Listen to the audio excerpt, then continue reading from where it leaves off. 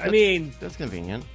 I mean, he had the snake on a stick, literally a snake on a stick. Okay. So, That's just classic. That's classical medicine. Yeah.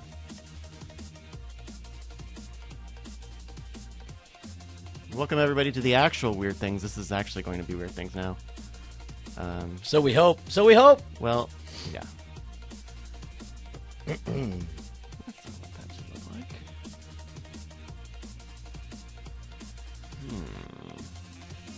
I can deal with that later. Hello, everybody. Thank you for your patience. Yes, we enjoyed all of their referrals to our clinics. Thank you for your... You, someone you know, is in a bind called 1-888 Bind Busters. Bind Busters. Bind Busters? Yeah. Oh, if yeah. you're going to bust binds, hi, I'm Mike Bind. I've been busting binds since I came off the vine. Hello, Mike Bind. I'm great at... you got a bind, I'm going to bust it. That's the bind promise. That's the bind bust trust bust. Yeah. Trust the bustin' from Bind Buster Mike Bind Esquire. Also, I'm a lawyer. Did I mention that? Yeah, That's you're why an Esquire. Also, I'm a lawyer, descended from the Connecticut Binds. The Connecticut Binds, of course. So, yeah, I know it's been commented ad nauseum, Justin, but with the gray and the mustache, you look like a 12-year-old kid who put on a grown-up disguise. That's my look. I have my look book, and it's just all children pretend to be detectives from the 70s. If somebody showed me the photo and said, "Hey, they caught this 20-year-old kid. He put white shoe polish in his hair and painted on a mustache to buy beer," I'd be like, "Nobody's gonna fall for that." like the 12-year-old who got popped twice for trying to be a gynecologist. Oh, yeah. Oh, my God. That love guy? He was 19.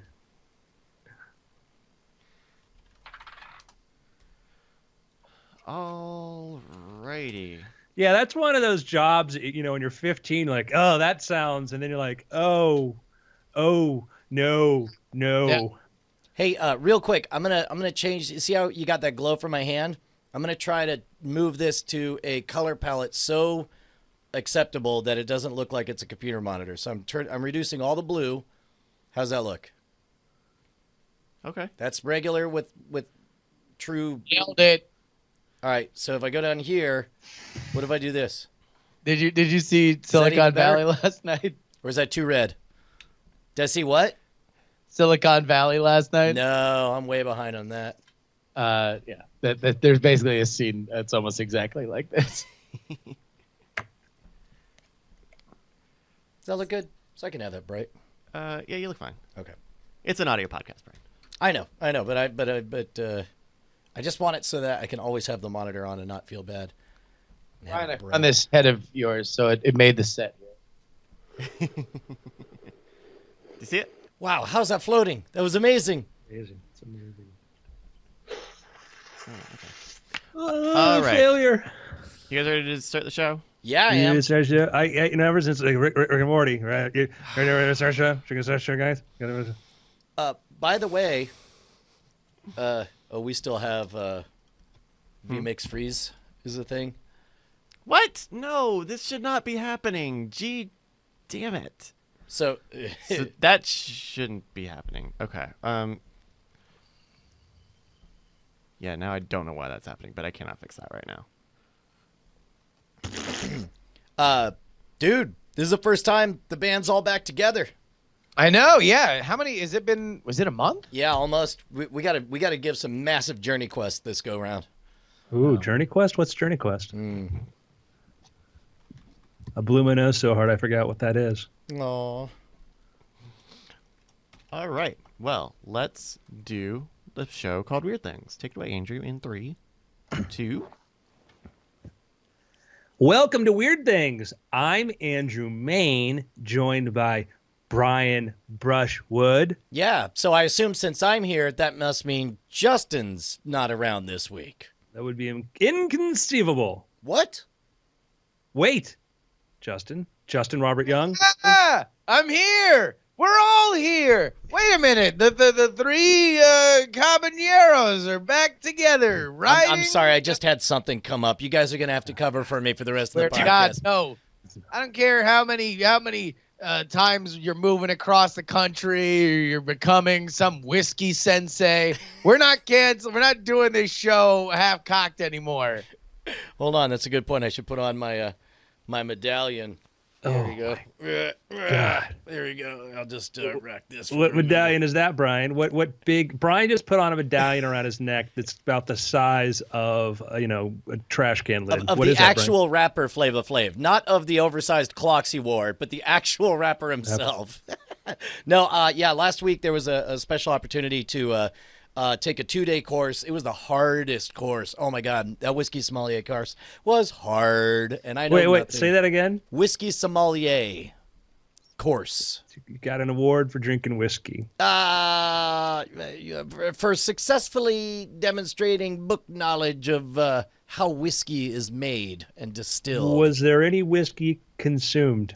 Yeah, there might have been. I mean, you can't sommelier without Somali drinking Somali Next pirates. week, I'm gonna have my porn medal award watching. That's good. A porn sommelier. Yeah, porn decks, whatever that is. I'm gonna have mine for watch. Brian, it's not all watching porn. You know what the number one comment is on porn website videos? What first? What's her name? Oh, what's her name? Ah, good call. I don't know if that's a real statistic, but that sounds like that one. I would never question it. Yeah, for sure. Yeah. But gentlemen, it's exciting to be back. So I have this, it's a couple things to talk about. And it feels like this, sometimes the future is here and then sometimes the future is sort of kind of there. Case in point, VR's cool. You guys got Vives. Vives are really fun and all that. I was so close to pulling the trigger, but I'm like, I won't. I got a Netflix queue I haven't even caught up with, and I kind of wanted to be a little cooler. So let me wait. And then a buddy sent me a link the other day. My buddy Justin Robert Young's former person who used to hold that role, Ken Montgomery. Ken's my buddy from back in middle school and high school, and so I used to I'd call Justin new Ken, and there was old Ken right in front of Ken. But anyhow, so Ken and I talk a lot. Ken sent me this link, and it was this image of the I gotta pull this up. This is the MSI VR1 backpack for VR gaming. Oh my dude. There's like truly portable stuff. Being able to run around and wait. Freeze, Brian. What? So my response to him was I sent back an image of like what I thought about that. And that was circa, I don't know, 2005, 2006. Yeah, it looks like a blue crab, only it's got it's handheld and has an earphone port in there. You know what that was? I give up. That was the camera for a camera phone in 2006. That was the Sidekick camera attachment. Wow. Remember the Sidekick? Yeah. The Sidekick was basically, it looked like a phone, but you could slide it out, and there's a keyboard on there. Yeah, you could do email, do texting. It was kind of BlackBerry for degenerates like myself. Justin and I had Sidekicks. We used that. It was cool because you could do email. You had like mobile web browsing back then. But that was the camera. Was you had to plug in this little dongle for this little 300 whatever kind of thing. Yep. Which in the day you're like, all right, this is cool, but we know it's getting better. We know it's going to get improved. We know that's going to get better. So when I saw this gaming backpack, I'm like, really? Like this is in 3 years, we're going to look at this and be like, this is the dumbest thing ever. Well, yes, of course we are. But okay. Meanwhile, you want to sit there on the sidelines, crotchety and waving your hands while everyone is having a great time? Yes, I do, because this is this is going to be so quickly. It was like in the 1990s, there was a company that got funded and their goal was, internet surfing it's hard to get, good access. What we'll do is we'll download all the major sites to your computer overnight and then you can browse them. Dude, and that was like that was actually a really good solution if you only had dial-up at the time. I mean, it was so good that ISP started to ban its use. Because it was actually took so much data to be able to do that, and it was not a good consumer model. They didn't get enough subscription because people kept well, this isn't here, this is here. There was Pointcast and other stuff, those articles, which is good, but this was like, we're going to save the most popular websites. But when those are doubling every 3 months. All right. Well, let's first look at what I think. I mean, if you scroll through that site, what it looks like it's pitching itself for is more of an enterprise level solution. It's not necessarily a consumer thing, although I'm sure that there's going to be a lot of other like early adopters that are going to want to try to do it. But by and large, all the examples that they're giving are like, hey, if you want a high-end differentiating kind of experience, here is something that you can do with it. The question that I would have is, I mean, I guess it would just kind of connect with the lighthouses on the Vive, right? So you would still be able to operate kind of in that free walking space. Well, I mean, it's fairly astonishing to me that you're not all over this, since it was you, Andrew, that introduced the idea that virtual reality is going to make it possible for you to go to a park or to a warehouse and then click a button and suddenly you guys are slaying dragons together and playing football and shooting each other. Like, this literally makes possible today your vision, but you don't like it because something better will be coming down the road later. Well, there's always something better, but the timeline between where we are and where that better thing is much, much closer. I guess that's my point. There's a very compact timeline. We're 18 to 24 months away where that's dumb. Not 5 years or 10 years. In my opinion, looking at processor speeds, we're at this point where in like a year and a half, 2 years, that's going to look like a silly. That's my opinion. Andrew, you're selling short on the idea, right? Like, yes, it's here, but you are pre-crowing about the next thing that comes out. That I think out of the era of if I want to do mobile VR, I got to wear a backpack is going to be a very, very short window, very, very short window. Versus we had iterations for like certain things iterate faster, and I think we're in a phase where VR is going to iterate very, very faster. Like, the problem right now is mobile chipsets, things like that. There's a lot of number of things, but you look at where they're going to be in like 18 to 24 months. Like, oh yeah, no, it'll be fast enough to do that. I won't need all this whole big rig. I think it's going to look like, when you look at the first compact computer luggable, there was a market for that. Don't get me wrong. It wasn't a huge market, was not a big market, but there was a market for that. But the real form factor we all fell in love with was the notebook or the laptop. So I don't know. Ask you this then. What is the most offensive element of it that you think will seem very, very silly when the next thing comes? Like, is the next thing that comes, like, is there any element of it hanging off you, or is it just all on your face? Like, is that the golden golden goose? Like, do you have like maybe a cape? I'm taking my shots, but I absolutely think that there's valid points everybody's making. So I'm just saying, like, I think that's the thing on your face. I think it's the standalone thing on your face is that, I had a Palm Pilot, but, Palm Pilot was kind of cool, but then you had to sync it. So once Blackberries and things like that came out, Palm Pilot started to decline. Palm Pilot, was, almost 20 years before the iPhone, this thing kind of reached its apex and then started to decline. I think this is going to have but it had a good run. I don't know how long the run is going to be for VR backpacks.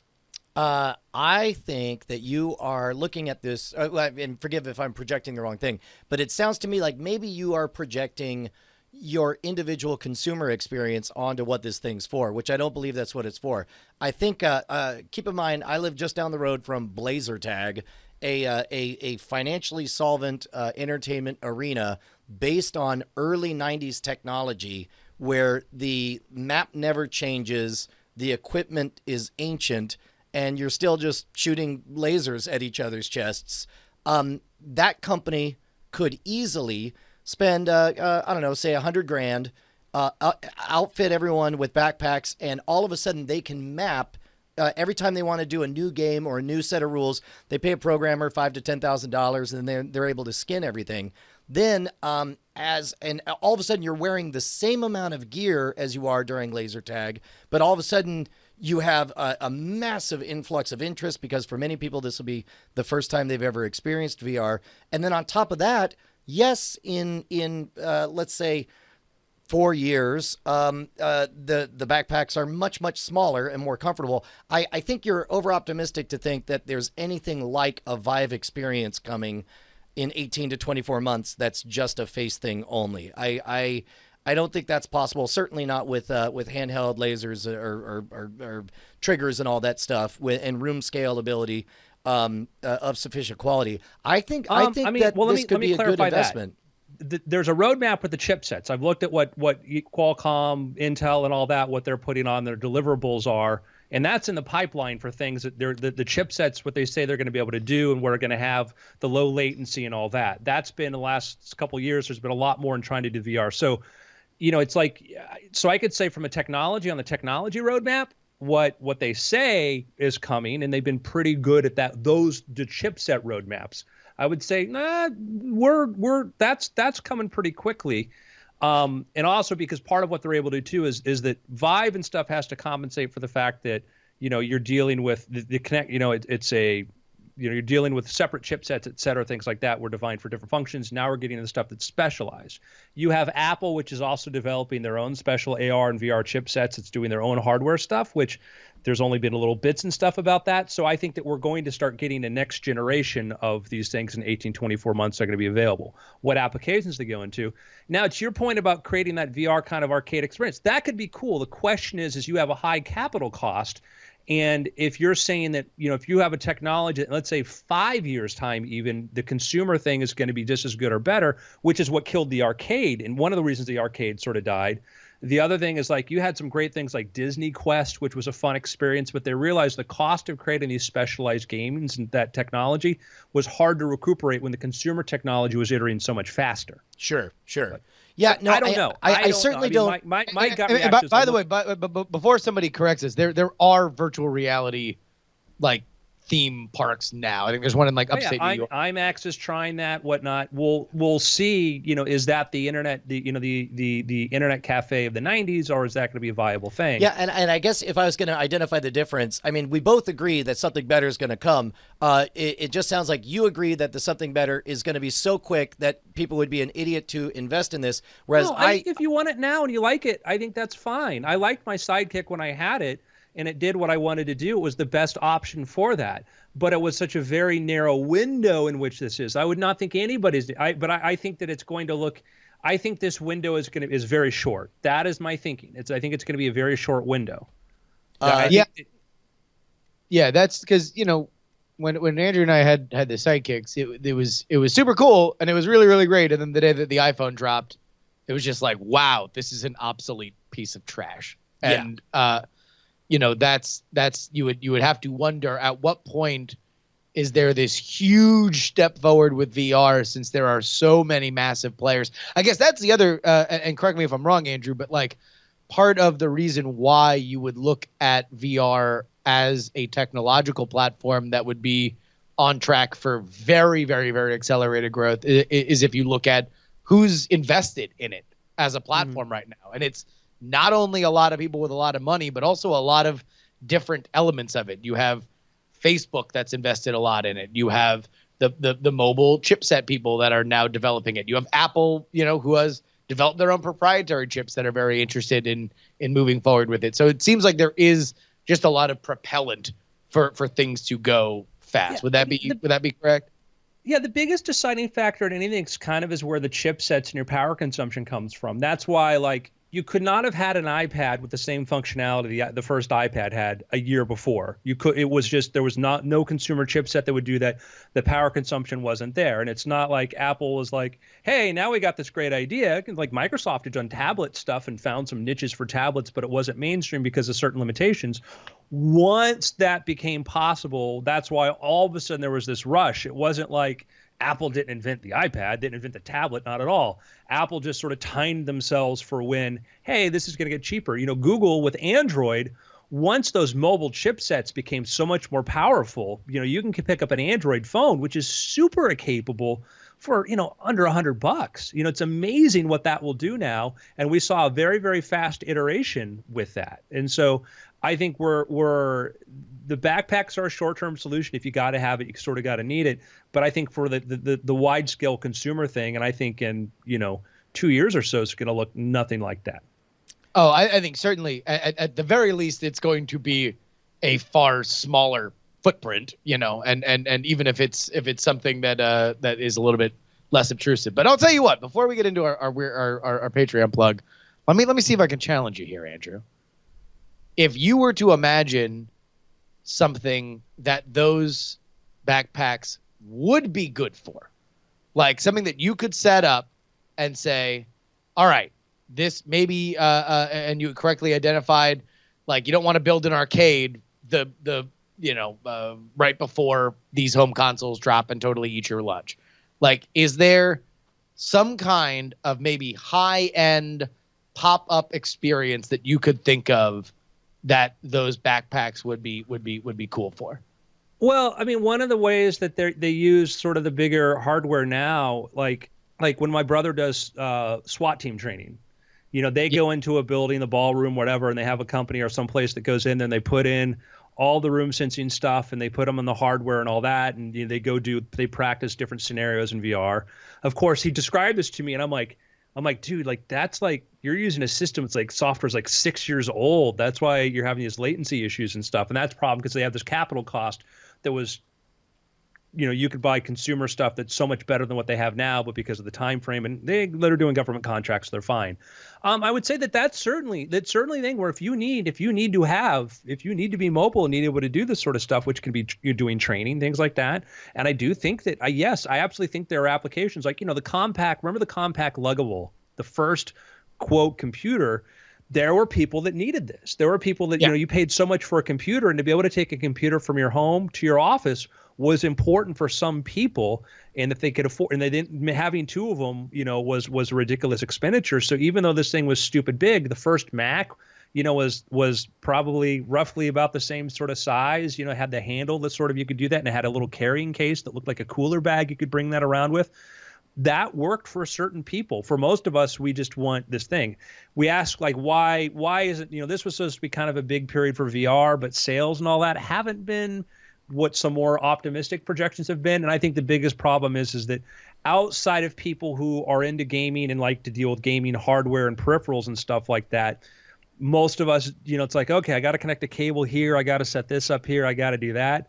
It's like, call me when I just put something on my face. That's better than Google Gear. Yeah, I would. I suspect that given a choice, if I could choose to wear a very svelte backpack, like picture, I don't know, like basically like a holster, like the way a private investigator, hard-boiled private eye cop would wear. Right. If I could put on something like that and reduce. Wait, you have a fedora? Yes, and reduce by a pound the amount of stuff to put on my face, I'd take that in a heartbeat. And I guess that's why I don't think it's ridiculous to do a backpack at all, because I actually suspect that given a choice, people would rather strap on something not as big as this, because eventually it's going to get smaller and lighter the way all computing things do. But I think people would rather put on a light backpack and have not much on their face than the current monstrosities that we have right now. 100% agree. 100% agree. And I think that the thing that's going to change with the monstrosity on the face is that we're taking basically they're just using very large displays from cell phones or cell phone displays. That's what made the reason we have Oculus. The reason Oculus happened was Palmer, Lucky Palmer, forget which one it is. Palmer Lucky looked at realized like, hey, mobile screen sizes are the right size, and you get enough of a density, pixel density to do this. And we think we can do latency for chip latency is good enough that you're not going to get nauseous. Those were the two big things that happened, like with the tablet, where it was, hey, batteries are powerful enough, displays are big enough, and don't consume as much energy. You can have that. VR happened because, we have all this money going to developing mobile displays, so we can put a phone display inside of here and do this.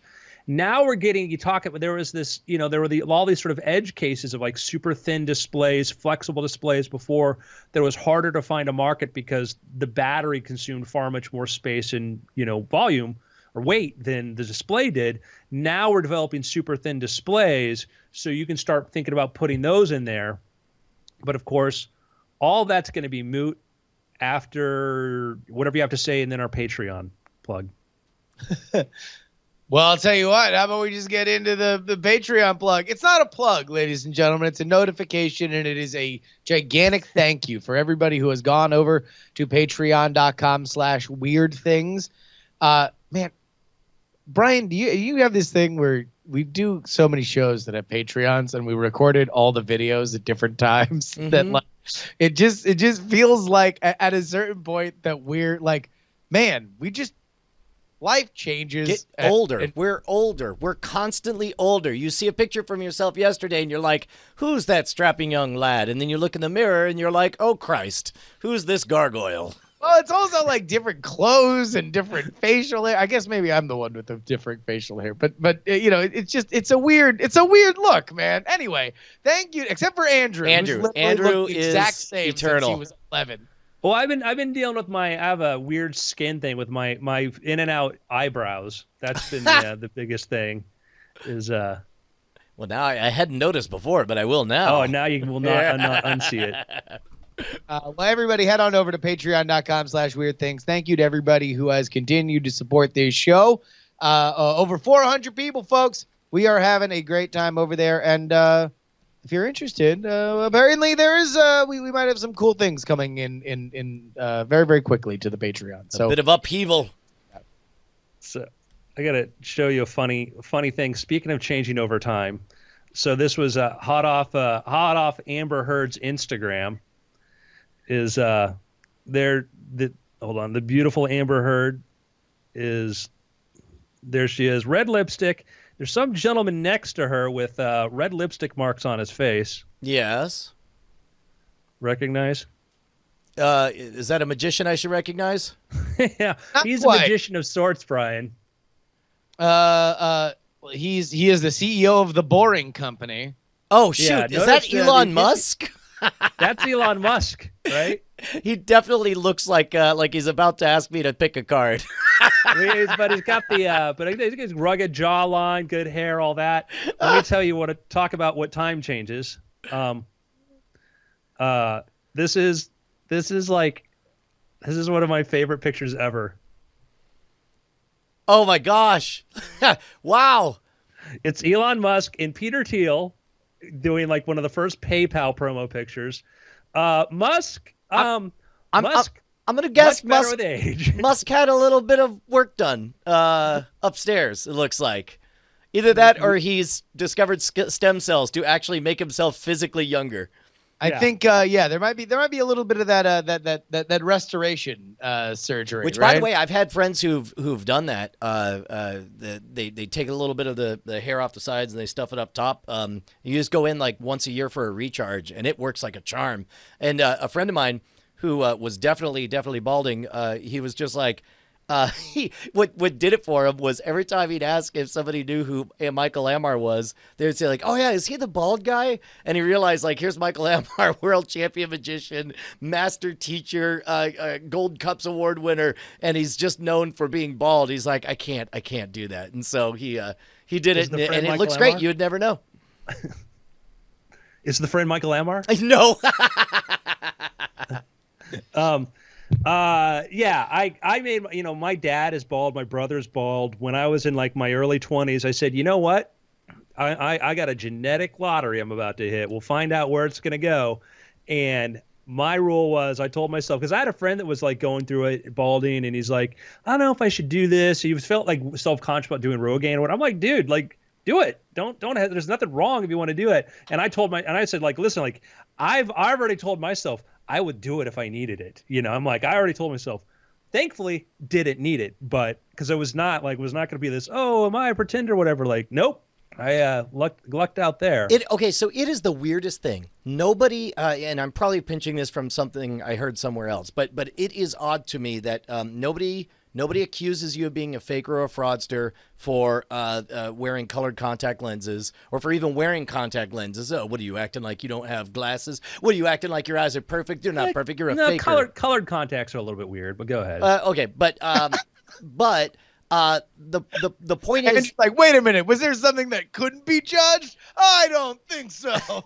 well, and it's like nobody's, when a lady wears or a man wears Spanx to sculpt their body, nobody's like, you're a faker trying to look 5 pounds thinner. Like, we don't have this instinctual hate for somebody who, like we do if they dare to alter their hairline. For some reason, there's this moral indignance, and it's so insane to me. What is it about that drives people crazy? There is a weird. You are dead on, man. Like it is a pop culture thing of like obsessing about hairlines, and like even in sports. Poor LeBron James has been obviously going through like a hair kind of like restoration thing, and he wears this comically large headband to like during his job where he has to be without a head covering for on national television constantly just to protect his precious headline, just so people don't see the change to it.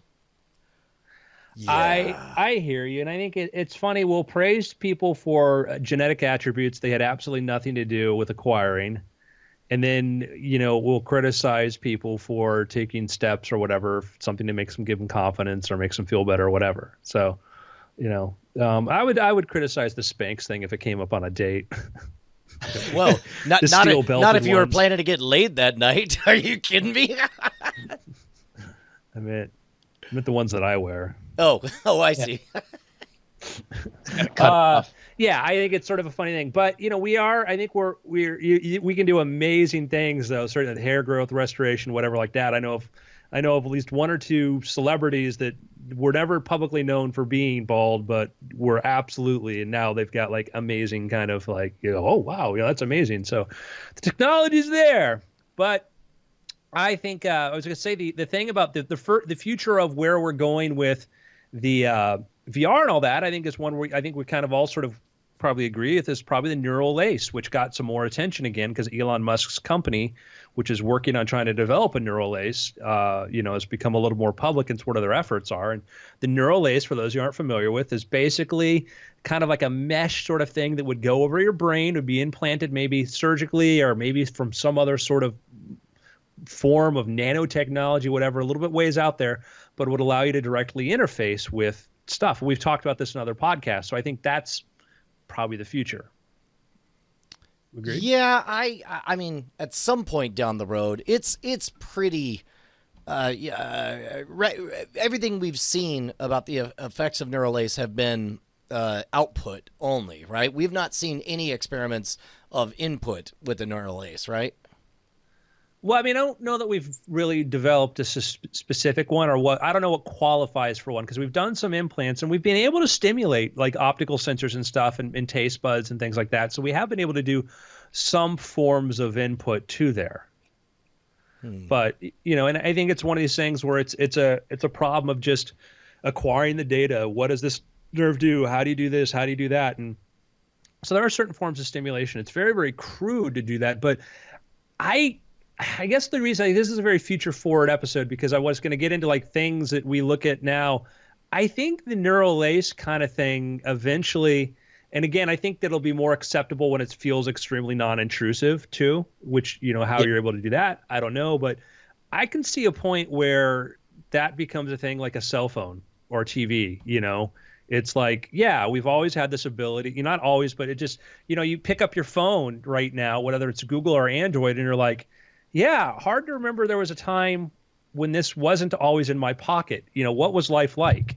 And I can see that with the neural lace sort of technology where it's like, oh, yeah, when I didn't have to use, I think it's a screen replacement. I remember when I had to use a screen to look at something.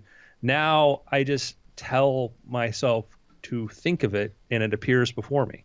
Like J.C. Calhoun makes the point like, oh, isn't there a Parkinson's implant? And I think that part of this kind of stuff at this point in history always feels weird until there is a kind of health benefit to it. Like there was a time when taking pills was like, oh God, why would I want to affect my brain chemistry? You keep your pills, crazy people. I'll just live the life that God laid out for me. And then, much like anything else, there's a normalization to it, and there's money put into it. And now all of a sudden we take pills for all kinds of stuff, some of it more cosmetic, some of it more just to make us feel better, and I think that's the same thing with this. There's going to be a point where you can have, like, it will be a health miracle, and then that will break the ice for all the other, ancillary benefits. Yeah, and that's their goal. Their first step is to solve brain diseases and work on it from that point of view, and then eventually expand into human enhancement. So,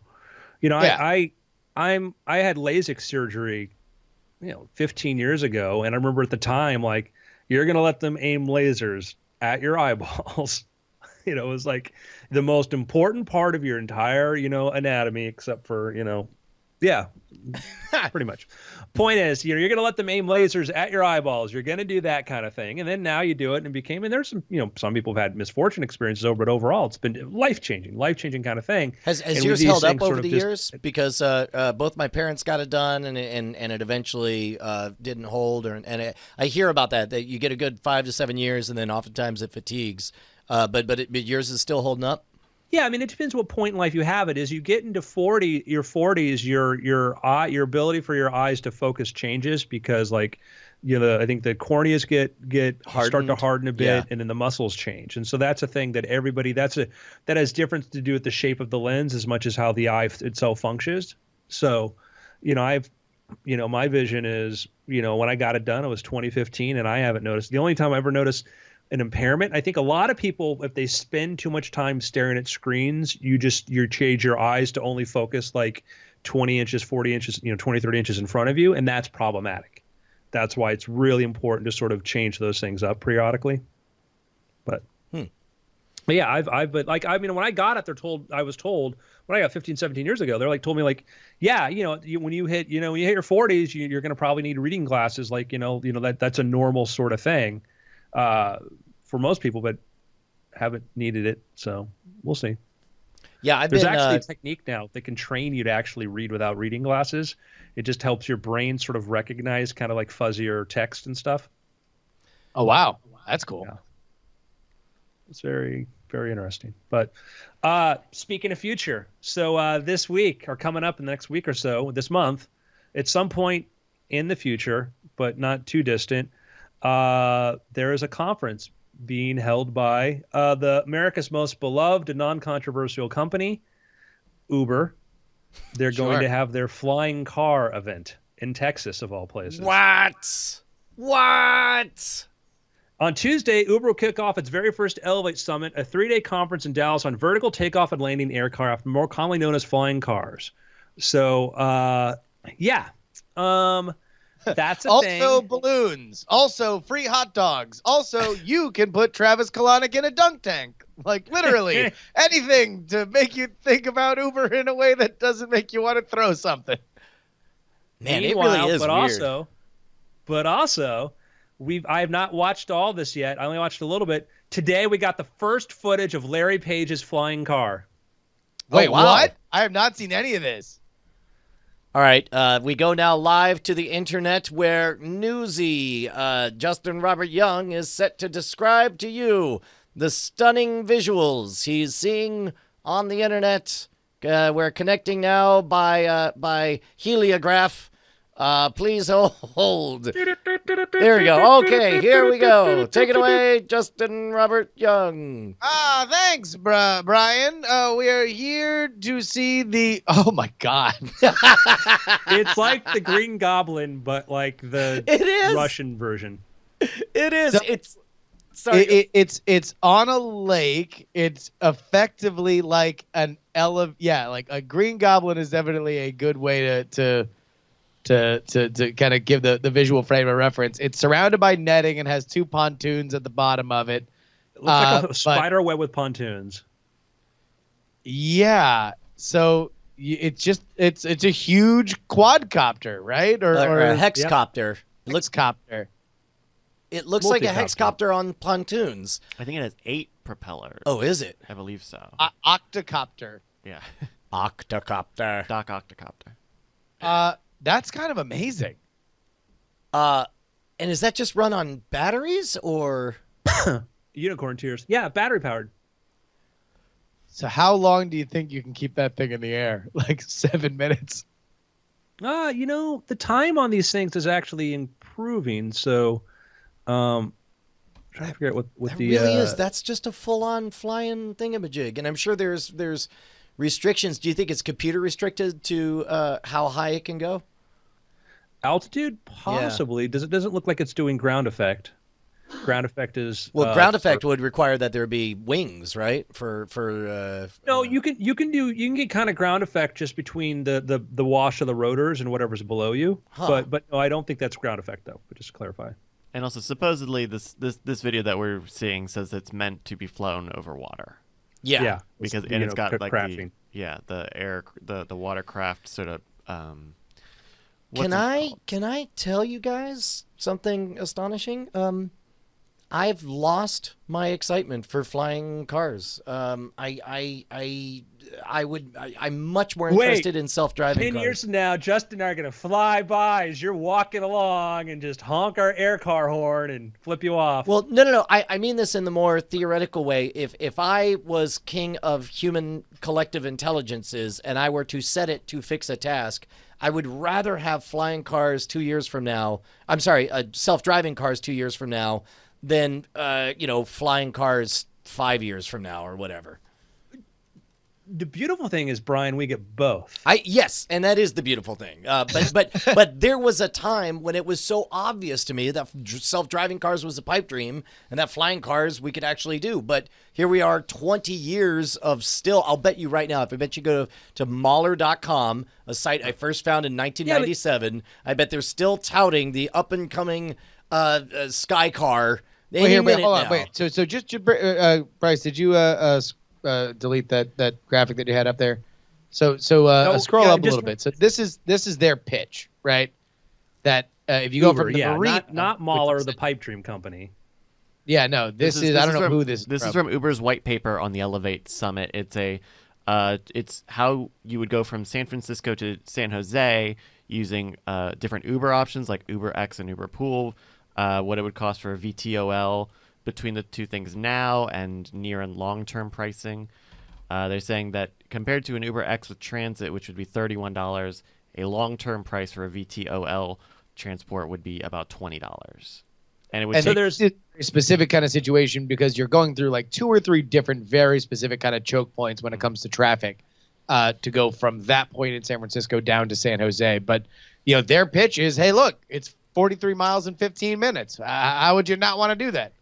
And that's I think it's a multi-use situation because the problem with flying cars, and I had this discussion with but I know entrepreneur who was very, very, very, very pro very, very anti self-driving super pro flying car. And I'm like, well, here's the problem is the noise problem is that you're not going to want to be using flying cars. If you imagine the volume of traffic that we have now and that was all flying cars, it would be deafening outside. It would be super, super deafening. Which by the way, is what's great about this example that we see here because it shows them flying over the bay, away from traffic, corridor, dodging all the bottlenecks. Yeah, exactly. So I think it's going to be flying cars going to be great for not necessarily I want to go to McDonald's, then we're just going to use our self-driving car, down the street.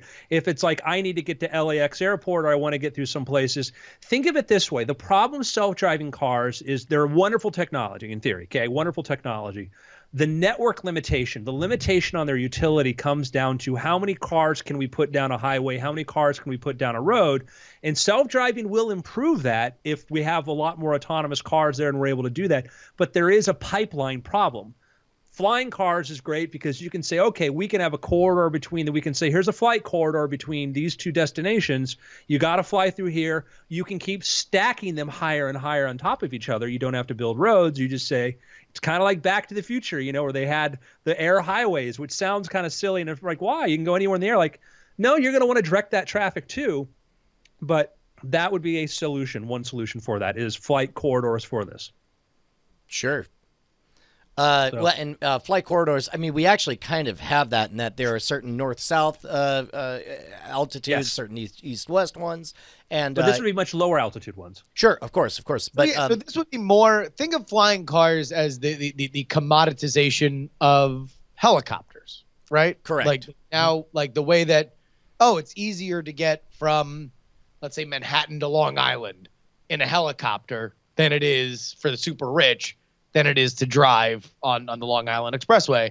This is just the, like, now that becomes from the mega rich to the just kind of rich, if not dare to dream middle class, right? right. And that's I think cool. I think it's a good example. I think that the goal here is that there are some examples they show where they showed one of the examples was there was a car on a chassis that could drive around, and then this flying VTOL whatever system came in, grabbed the car, picked it up into the air, and flew off. Which you watch that simulation, like, oh, that looks cool, but I don't know, sitting inside of there, that sounds kind of scary. Oh, yeah. No, it seems like that is the equivalent of those cars that turn into boats, where it's like, well, that seems convenient. But it's like, no, take the 5 whole minutes to get out of your car and into a boat, and you'll be better all around. Take the 5 whole minutes to get out of your car and into the flying machine, and you'll be better off. Hey, And Brian, also, you know what's really like, good at anybody being a who boat? owns A boat? True. This is a fact. Yeah, anybody who owns a boat could tell you, like, yeah, you want to know what? I don't think that this boat thing is as reliable and foolproof as some people might think. Like, you know, if there's some problem on the driver's side or the boat side that is incurred, and you have both of them taken out immediately in the kind of situations that you find yourself in, I think maybe it's not. Maybe there's a reason that one hasn't picked up. Oh my God, hold on. Bryce has pulled up the Mahler Skycar page, which, yes, if you look at the graphics, scroll up here. It's all the same graphics I saw when I was at my day job in 1999 working at Dell. But then when you scroll down, right there on the page, it is a giant red button that says, if you want to see our SEC dispute history, that's right here for you.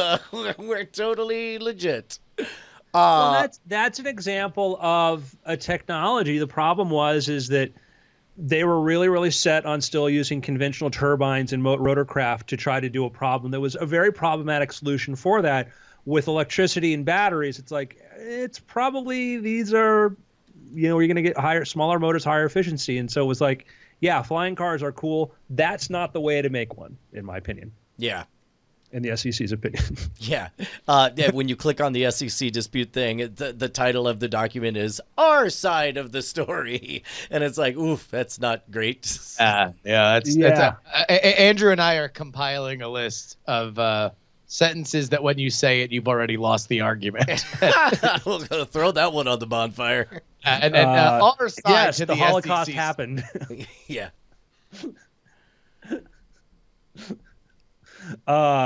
Oh man, what time is it? Oh, I don't know, man. I mean, this is normally where we do picks because this is the end of the show because nobody shows up for the show anymore except for me. So, like, you know, this is normally we just go to picks. We don't do anything else. We go to picks. Who's got picks? I pick food. I love it. I eat it a couple times a day. I guess it's pick time. Is that what happens? Is it pick time? Is we go to picks? I know. Apparently everybody's here now. All of a sudden, we can maybe do something else. I don't know. Oh, Brian, I was gonna name a whiskey that I learned about in whiskey sommelier class, but I guess I got a little free time if there's something you guys want to do. Something like there was something I was forgetting. I always feel like you're forgetting something, and then you wake up in the middle of the night panicking, and you're like, no, I got rid of that storage unit 8 years ago. No, I did pick up grandmother from the hospital 6 months ago. Yeah, I did do that. There's something. Oh, I know. No, that wasn't it. That was just an image of a monkey riding a bicycle in my head, but it was really cool, and he waved at me. Just say Journey Quest. What? Journey Quest? What's Journey Quest? Hey! I do believe we have a recap of our adventures to date. Goodness, because I forgot. Previously on Journey Quest! Here's the thing. There's going to be an eclipse in about 45 seconds. Man, if only somebody would untie me, I'm gonna give them the king's business. Tell me this is part of some plan. When asked whether or not you would like chicken or fish, remember the halibut. That doesn't clear it up. I don't know what just would. thinking the same thing. Well, I think we all know exactly where we are. To recap Journey Quest so far, it's the apocalypse. We had Brian, who was one of the few survivors, as far as you knew, was just chilling at his house. Justin shows up at his house. They go on a journey to try and find me, because that's what good friends do. And also, go find, Justin's wife and all those other people they're responsible for. Along the way, a lot of stuff happened.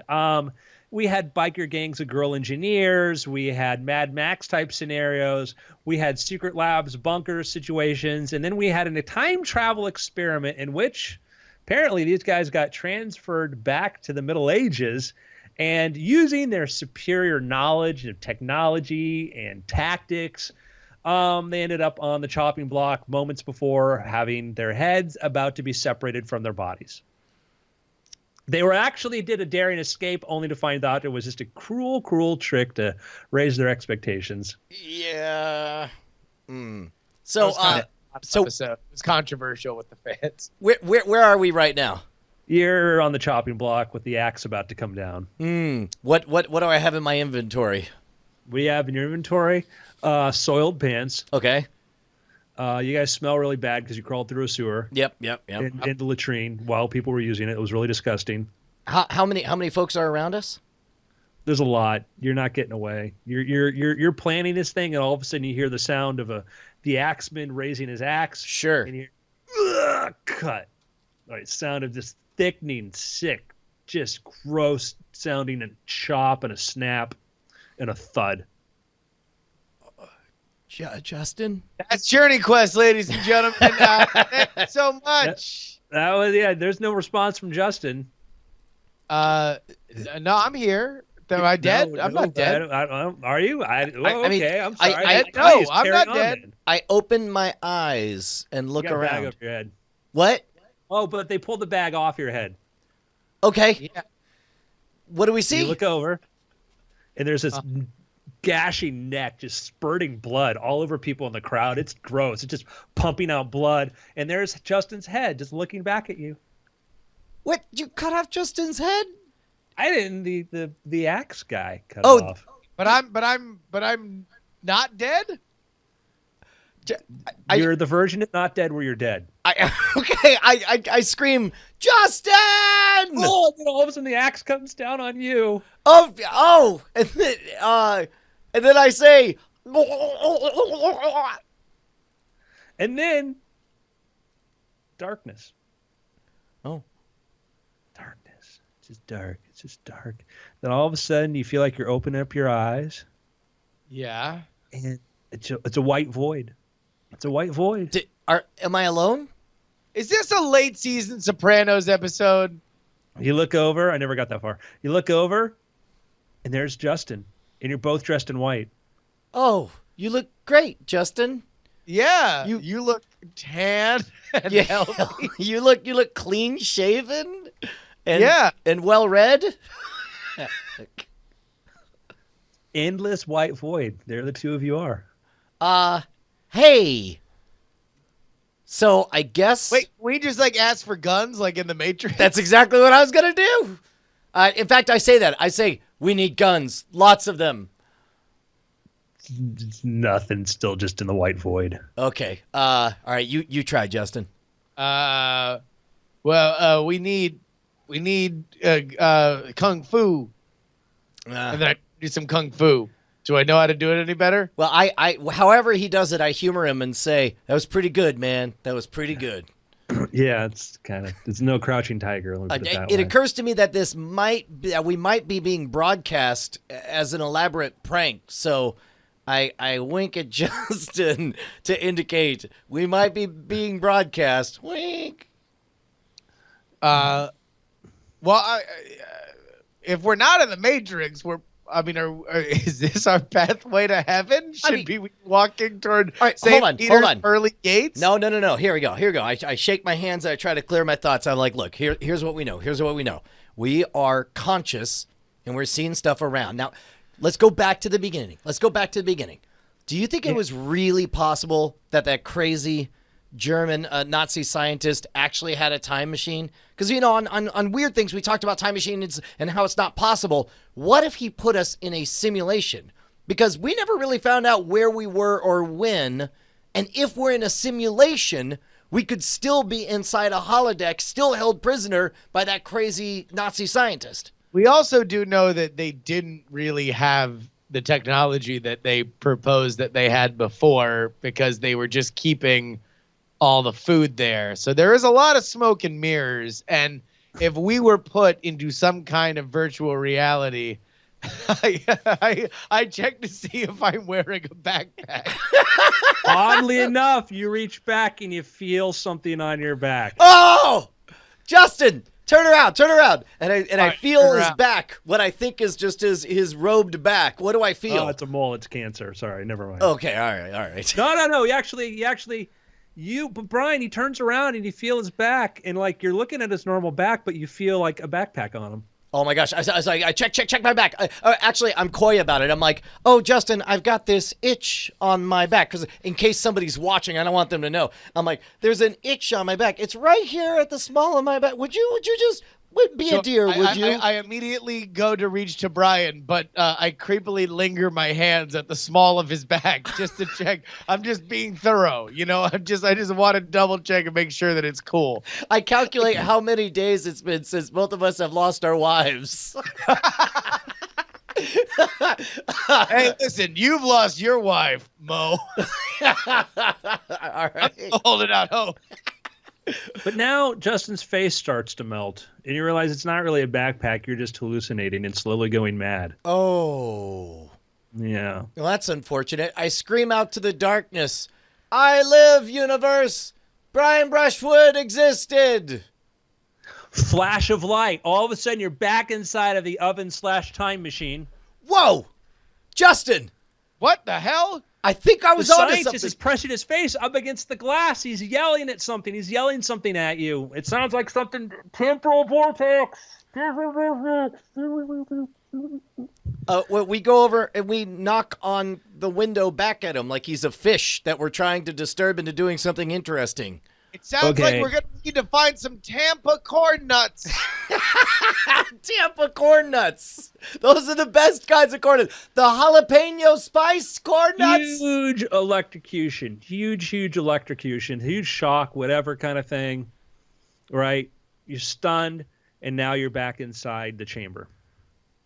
Okay. Well, so we're still locked in, though, right? You actually realize there's a handle now. You don't remember the handle from before, but there's a handle. Man, they must have given us a pill. Wait, hold on.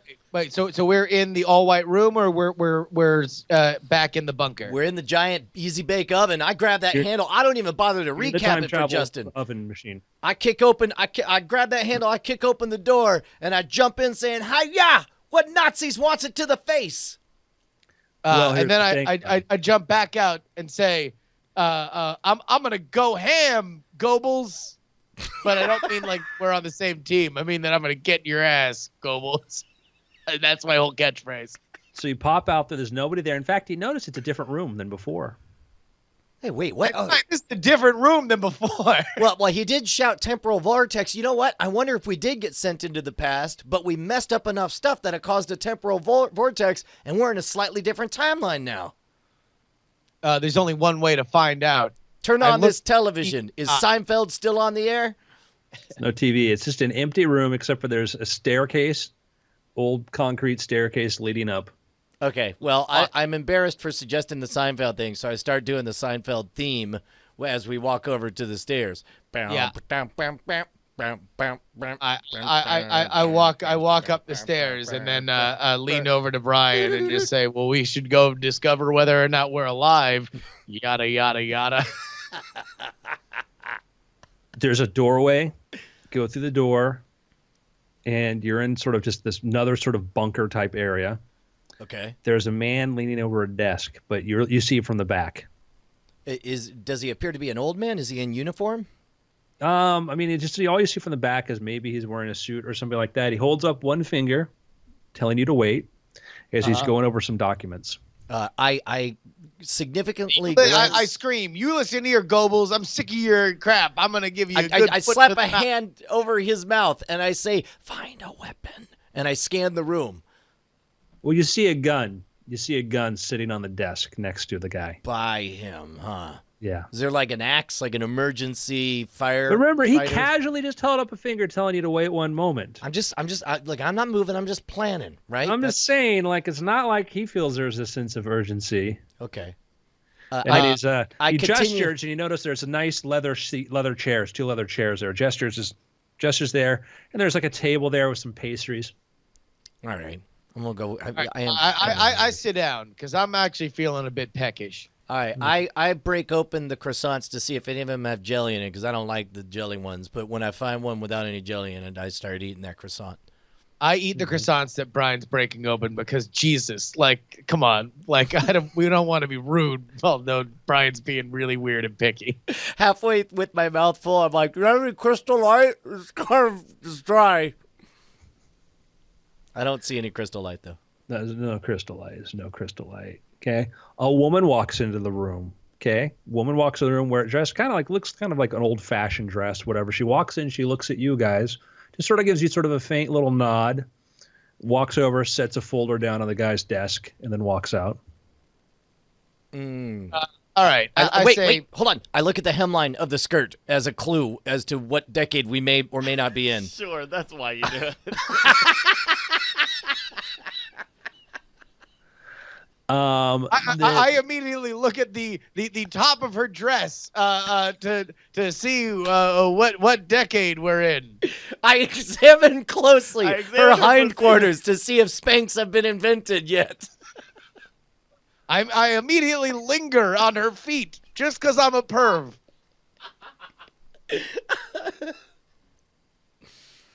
The skirt is like below the knee, kind of, And it's what color? Is it like a faded olive green? Yeah, exactly what it is. Yeah, dude. I lean over and I'm like, World War II era time travel. Just it's like, hey, listen, for this backpack. So there's a you turn around. I mean, you're sitting there. You're still kind of like just trying to figure out like specifically like what's going on here. Okay, and I'm gonna send Bryce an image. Okay. Okay. And this is gonna be really fun for our audio listeners because I'm not gonna look. In fact, I'm gonna turn off. Oh, he's got the monitor. Okay. I got it. Here's what I want you to do: is in a moment, the woman's gonna walk back into the room. She's going to tap the guy on the shoulder, and they're going to turn around. And I'm going to show you what you're going to see. Okay. Well, in the meantime, I look over and I kind of whisper to Justin. I say, "Told you it was right to run away from the castle. Otherwise, we still would have been stuck. And the pastries here are better because it's more future than then was." Brian, this is not the time to be scoring points. Okay, we still don't know whether or not we're. All right, I'm going to send this image just to you guys. I want to send it. I don't want anybody else to see this. Okay. Okay. So is there a way we can do that, or should I just text message it to like both of you? Yeah, you can email it. You can text it to me. Text it to the guys. Yeah. All right. So, in the meantime, I'm all like, "Hey, man. Was that a dream when we died? Or, I mean, do you think we really died? Also, did your head roll? Were you still conscious when your head was rolling? Did it look like you were in a roller coaster?" I don't. It just was a sound, and then all of a sudden we were in the white place. Dude, because I seen your dead eyes. That was don't do that again, okay? Don't get beheaded? Yes, please don't get beheaded. Okay. I'm checking my messages, trying to see whatever the image is. Has it been sent? It's been sent. I text messaged you yet, both. I haven't gotten it yet. In the meantime, let's talk more about these croissants. Oh, God damn it. Oh, Jesus Christ. God damn it. Oh, jeez. All right, so listen. And that's the expression, by the way. Yeah, all right. So both of us say, God damn it, and we look We're in at a bunker. We're in a bunker, right? and yeah. So which one's which? Okay, all right. Okay. Is the guy still writing right now? Hold on, wait, whoa. That's what we see in our own reflection? No, that's what we see in the room with us. That's the man and the woman. Okay. Gotcha. Oh, okay. And so, okay. So now I lean over to Justin and I'm like, okay, all those drunken arguments, not as impractical as I thought. What are we doing here? What's the play? Next time on Journey Quest. Ah! Wait, they don't get to find out? I think they know. I think they know. I think they've flash the like. This is just the. All right, here's your next week on Journey Quest. Bryce, just flash the image ready? of what we saw. 3, 2, 1, bow. Exactly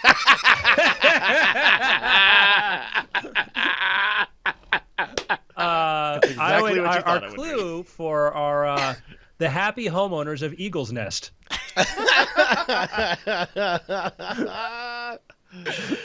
Oh man, nobody's commenting in the chat because they're all trying to go back and see what you flashed.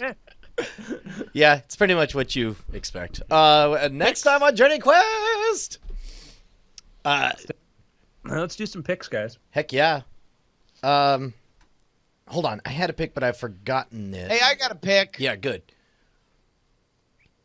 Doctor Who's back. I've had a very fraught relationship with Doctor Who, specifically with the current showrunner in his final season, Stephen Moffat. I'm happy to report that after 2 episodes, they're at like 500. I really liked the premiere. The premiere was good. It did kind of it's I think probably the kind of episode that they should have done to introduce Peter Capaldi. There was it was a nice little kind of bottle episode, and they did a great job, much in the same way that the premiere with Matt Smith introduced Matt Smith as this childhood, figment of a little girl's imagination. Now all of a sudden come to revisit her when she's older. That very much kind of embodies Matt Smith's interpretation of the Doctor. In this version, there is the super cool college professor who has more up his sleeve than you might initially think, and he befriends a chick who works making fries at the commissary, and now they go on these intergalactic adventures through time and space. It was good. It plugged into the cool elements of it. Second episode, kind of Doctor Who at its most Doctor Who tropey, but like in general, I actually really, really like the premiere, and so there we go. Check it out, Doctor Who.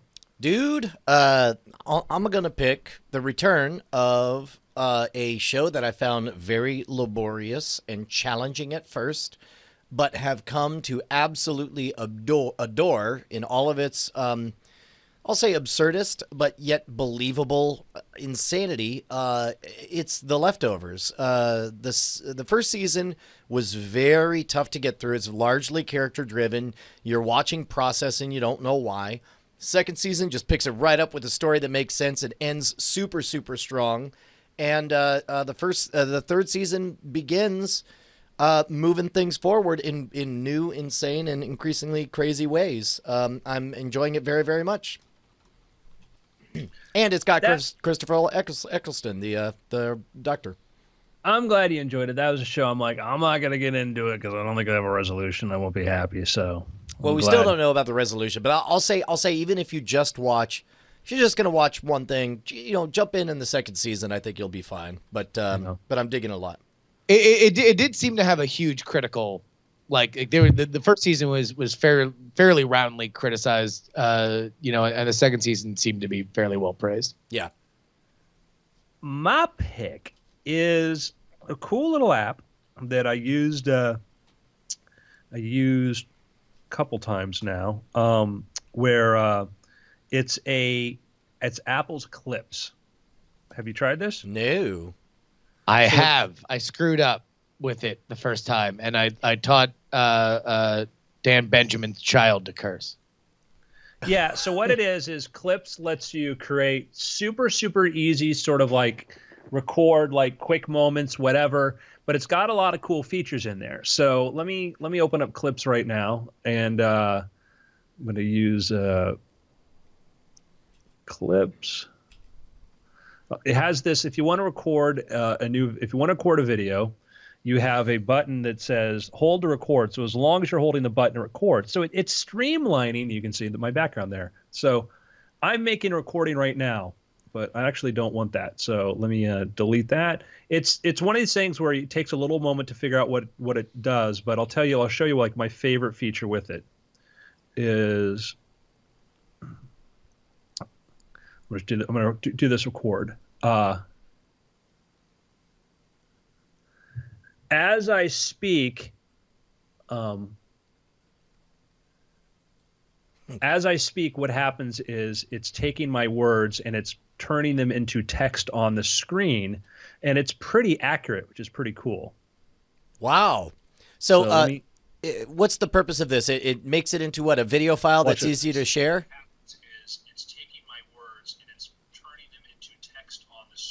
Wow, and that it even times it directly. It removes that lag. Yeah, it's really good. That's after the great. fact. So it's for everything. So like I made a trailer for like my book Illusion Book, which is now in paperback, right? If you want to do, you can do effects. You can throw photos in there. Like a lot of times you want to create like a quick little. I made a little commercial with it because you want a quick tool to put together some video, but. There's not a lot of really good tools. There's not even good tools for YouTubing, to be honest with you, that like just, without trying to get pro. But if you just want something super simple to do, like a really cool video, quick review or whatever, I've had a little bit of, fun playing with it. So, it exports as a movie format. As far as doing a .gif or a GIF, because it has audio, it doesn't do that natively, but you can use another app. You can just take it to your folder, your image folder on your album on your phone, and then you can export it into an app that would do that to grab that. So yes, you can do that. You can export it into whatever formats you want. Remember, GIFs are very, very thick, very heavy. Oh, cool. Bryce is showing the I made it, and it has built-in music tracks that you can drop in and play there. So you can drop in a music track. A lot of just really cool features in it. That's very simple. It's take you 5 or 6 minutes to learn what the features are, and once you have it, it's a really great tool for creating just super quick videos. So I think they did I love the hold to record. The hold to record is great because, like, if you want to make a movie, yeah, just use the camera mode or use iMovie. But if you want to make a quick, hey, I'm talking to my phone, which is that's a relatively new genre. That's only 5 or 6 years old. At this idea of how much media the selfie sort of is as a form of media. Is there think about that? Is there a limit to how long you could go on it? I don't know. I don't know what the limit is. I don't think if there is, it's pretty significant. I think you can go pretty long in the little bit that I played with it. That's fun. That makes me. It's actually pretty muscular, and you can export it as a video and then upload it to a bunch of stuff. It's natively connected to a lot of different apps, although not Twitter, oddly enough. Twitter has a 2-minute, 20-second limit on their videos, which might be, but I guess it's because it's not. But you could still export to a video and then upload that as your Twitter video, right? Yeah. I don't know. I don't know because like that's. I did. Yeah. No. You can do that. That's how I taught Dan Benjamin's kid to say the F word. Which it's a Justin's babysitting service. Apparently it's just kids in Austin. I'm now up to 2 kids in Austin that I've taught the F word.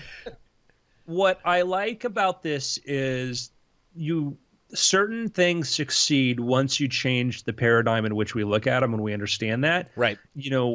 I showed that photo earlier of my little dongle for the Sidekick, which was silly for the moment. But then once we put cameras in phones, hard to imagine what cameras and how useful they would have been 15 years ago, or 10 years ago or whatever, pre-iPhone, Android. Now the cameras are in every single phone. it changes everything. Instagram works because everybody has a camera in their pocket. Yeah. That's why that's why Snapchat works. Snapchat is that to the next step of the hold and record kind of thing. The idea of like, oh, not every video is this record. I'm going to do this, go back and edit. If you're holding and recording, you're editing as you're doing it. It's paradigm changing. It's very fascinating to me. So awesome. Dude, that's great. I want you to know that that was such a good pick. I am now updating my iOS just so I can get it. Cool. Very cool. I think it would be cool. This is the one time I'm like, man, Apple should have their own native way to share this.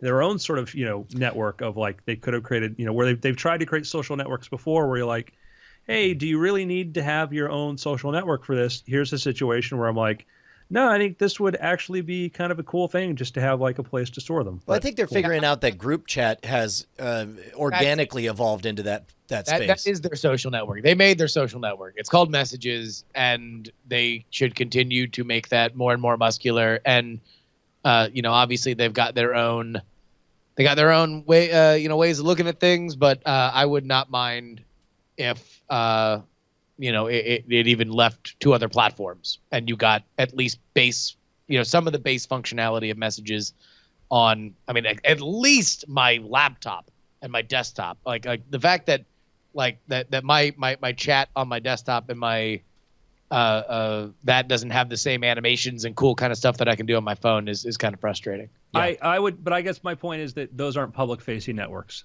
Right. Yeah.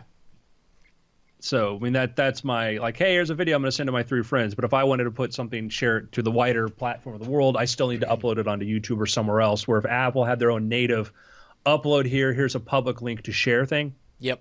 That'd be kind of cool. So, yeah. Gentlemen, it's been weird. It's good to be back. Yeah, it is. Back.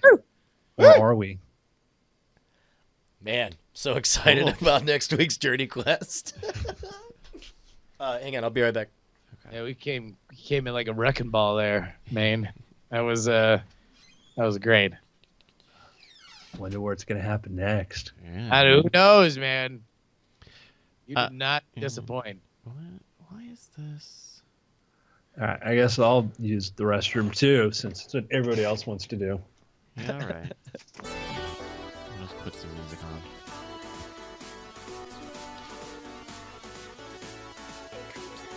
Why is this After Things video not working?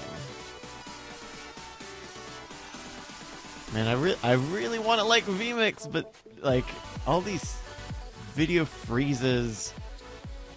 Yeah, it seems like vMix is kind of pooping the bed now. And I don't know why it's doing that. And I'm sure it must be freezing on Skype for you guys too when it happens. Yeah.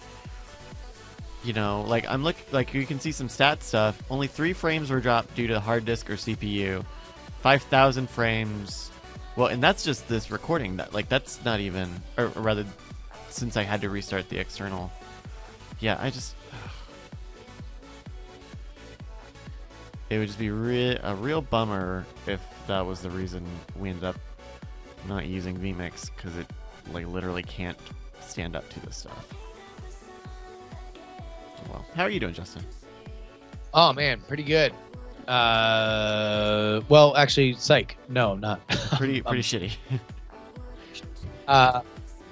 Had 900 wrestling cancel on me today. Looks like we might have to move hotline, but I'll find out in the next 30 minutes on that. So, I'm sick, but I'm in that phase where I'm just gonna continue to not admit that I'm sick, and hopefully it just goes away. First step is denial. That's what I like to say. Although I've been chugging Dayquil, so hopefully that helps. It might be time for another dose, actually. I've been waking up with what feels like acute bronchitis or something like this morning. I moved a dental appointment because I'm like, I'm beginning to think that our experimentation with meth may not have been a good idea. Maybe not. So, fun fact. This is amusing to me. Is a long time ago, several years ago, I came up with a magic trick. Remember Dissolve, Justin, where you could change one bill into another bill using water or whatever? Yes. Okay. I'm like, I'm thinking man, I would love to go put that on the market, but I'm like, I gotta go do a video. I gotta do that, whatever. I did a search through my Google Drive, and I found a half-hour video, instructional video, fully edited that I made for the effect. Really? Did it, and I'm like, how did I forget I did this? And it was right in the same point at which we were shooting pilot for Don't Trust Andrew Main. I had, I was flying out to do meetings with the development for another project and whatnot. I'm like, yeah, there was so much stuff going on that I shot a video for this sort of thing, and then I didn't release it. And I'm like, holy cow. So I've got a whole half-hour. This was in Florida? You shot it Florida, in yeah. Florida? I shot the whole thing. I mean, it was actually looking like this is one of my better shot videos, too. So this was, I guess, what, in the that 8-month gap or whatever between when I left for California and before you moved out for California for the yeah, it was like 2011, 2012. That's funny. Yeah, so anyhow, I'm like, well, I guess I don't need to shoot that video. I've already got the video explaining how to do it. And a trailer. Right. I did the video, I did a trailer, all that. So And then just never released it. I got a little bit carried away and preoccupied and forgot that I did it. So, guess what my next release is going to be, folks? Dissolved. Dissolve.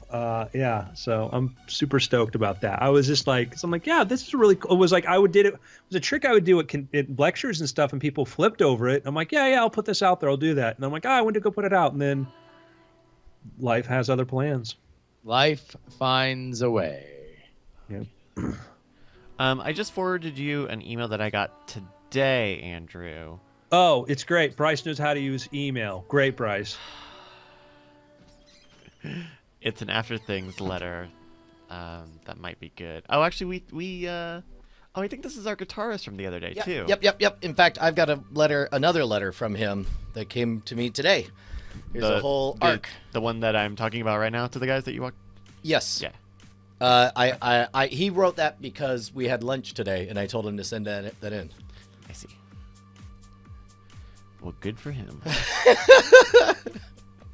Well, la-dee-da. Ooh, fancy. How do I want to do this? We'll do picture. That's how it works. Image, weird things background, copy. Okay. Yes, give it a little bit of zoom.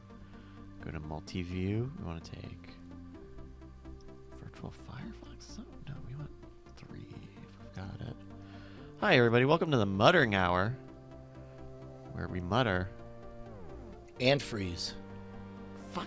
God damn it. This freezing thing is... Is there... and you know what? I thought I had it... I nipped it in the bud last week by updating some of the drivers, updating the capture card drivers and all. But I guess that was just a placebo effect or something. So I guess if it happens live, like, I never know what to say. No, I appreciate you Okay, well then, from now on, I'm just gonna, if I can mute the mic, I'll mute it and snap. But if I'm in the middle of talking, and I'll just kind of snap off mic to let you know. All right. But that's not me telling you to pick it up, hurry up, or anything. That's me Gotcha. giving you the code. A little tap on the nosy. Jesus. Got an email from the guy who's doing the audiobook version of Station Breaker. Yeah! Very nice. I didn't like your book, but I'll read it. Yeah. But I'm gonna do it in a sarcastic voice. And he said... Oh, so Oh. have you heard Amazon's Polly? No. No, what's that? So of course you know about the Adobe thing they're coming out with, right? The Yeah. Adobe, Voco. which is going to be amazing. Terrifying. game-changing. Terrifying. It means real news can be fake news from now on. Check out Google Amazon Polly, which is an actual service you can use right now. It's not Voco quality, but there's no demo on there. You actually have to go to Amazon Polly demo. 'Cause that's just the guy talking about Polly, which was dumb. Create ASW product Do you have an account? I'll go to Amazon. I'll open. I've been playing around with so many different APIs lately. Yeah, I think some of the stuff you need to get in. Yeah, here I'll just log in and play it for mine. Okay. Sign into the console. But so this is a similar thing. Well, and this is on Amazon Web Services. This is pure. This is what this is. This is a straight up machine sort of. Oh, it's a quantum leap forward in TTS. robot speaking. Yeah, and so I'll play it to where. All right, let me play my favorite one. Okay.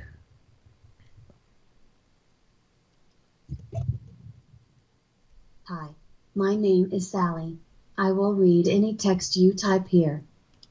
All right, what do we want Sally to say? Butthole.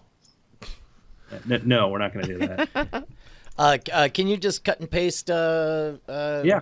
Cut and paste like literally anything. I have the volume turned. So here, let me go to The history of fire eating. Yeah. This is the oldest. Welcome to Scam School, the only show. We don't do that anymore, though. Hold on. But yeah, with this being on AWS versus Voco, which is very much like a post sort of thing, like they even say you could support real-time interactive dialogue, cache and save audio to replay offline and redistribute. Wow, that's pretty cool. Yeah.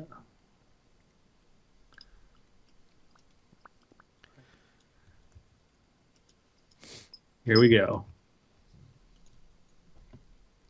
Whether you're trying to impress your friends or the girl across the bar, Scam School is the ultimate guide to not impressing everyone around, but getting yourself some free drinks. With over 80 insane tricks, Scam School is the most advanced magic instruction book created to date. That's fantastic! Wow. All right, let's try some. Here's Joanna. Not only does Scam School allows you to learn tricks with Not as good. unprecedented depth, but there No, are hundreds not quite. Let's try Kimberly. Not only does Scam School allows you to learn tricks Yep. with unprecedented depth, but there are hundreds of photographs to show you step by step on how to. And it also tells you all the grammatical mistakes you got in there because you listen it out loud. But let's listen to Kendra. There's a Kendra. Ooh, Kendra. Not only does Scam School allows you to learn tricks with I'm unprecedented gonna depth, picture but there allow. are Wait, hundreds is of that from the Your description? Amazon page. Oh, yeah, jeez. You know what? Is that for the ebook or for the physical book? That's the paperback. Okay, then that's not even me. That's the publisher. Ooh. Wow. Daddy. Whoopsie.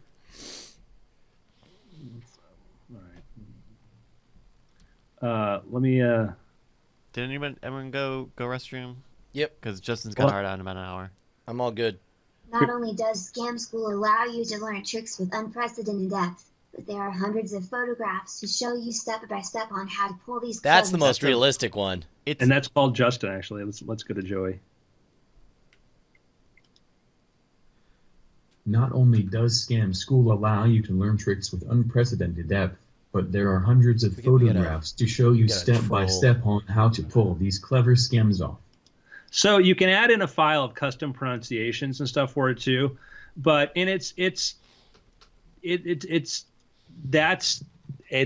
we're a couple years. We're very, very close to machine read audiobooks. Yeah. Yeah, and we won't do all, but and like as like people are like, oh, I still like forms. Like, well, I've had audiobooks. Like, I had to wait for a publisher to come along to buy the rights because to do a good version of it, I didn't want to spend the money, But if I could have done, a slightly better version of that machine read version of some of those, I would do it. Now it's not gonna, it's no substitute for a great narrator doing it. But there's so many things where there's no money to do that.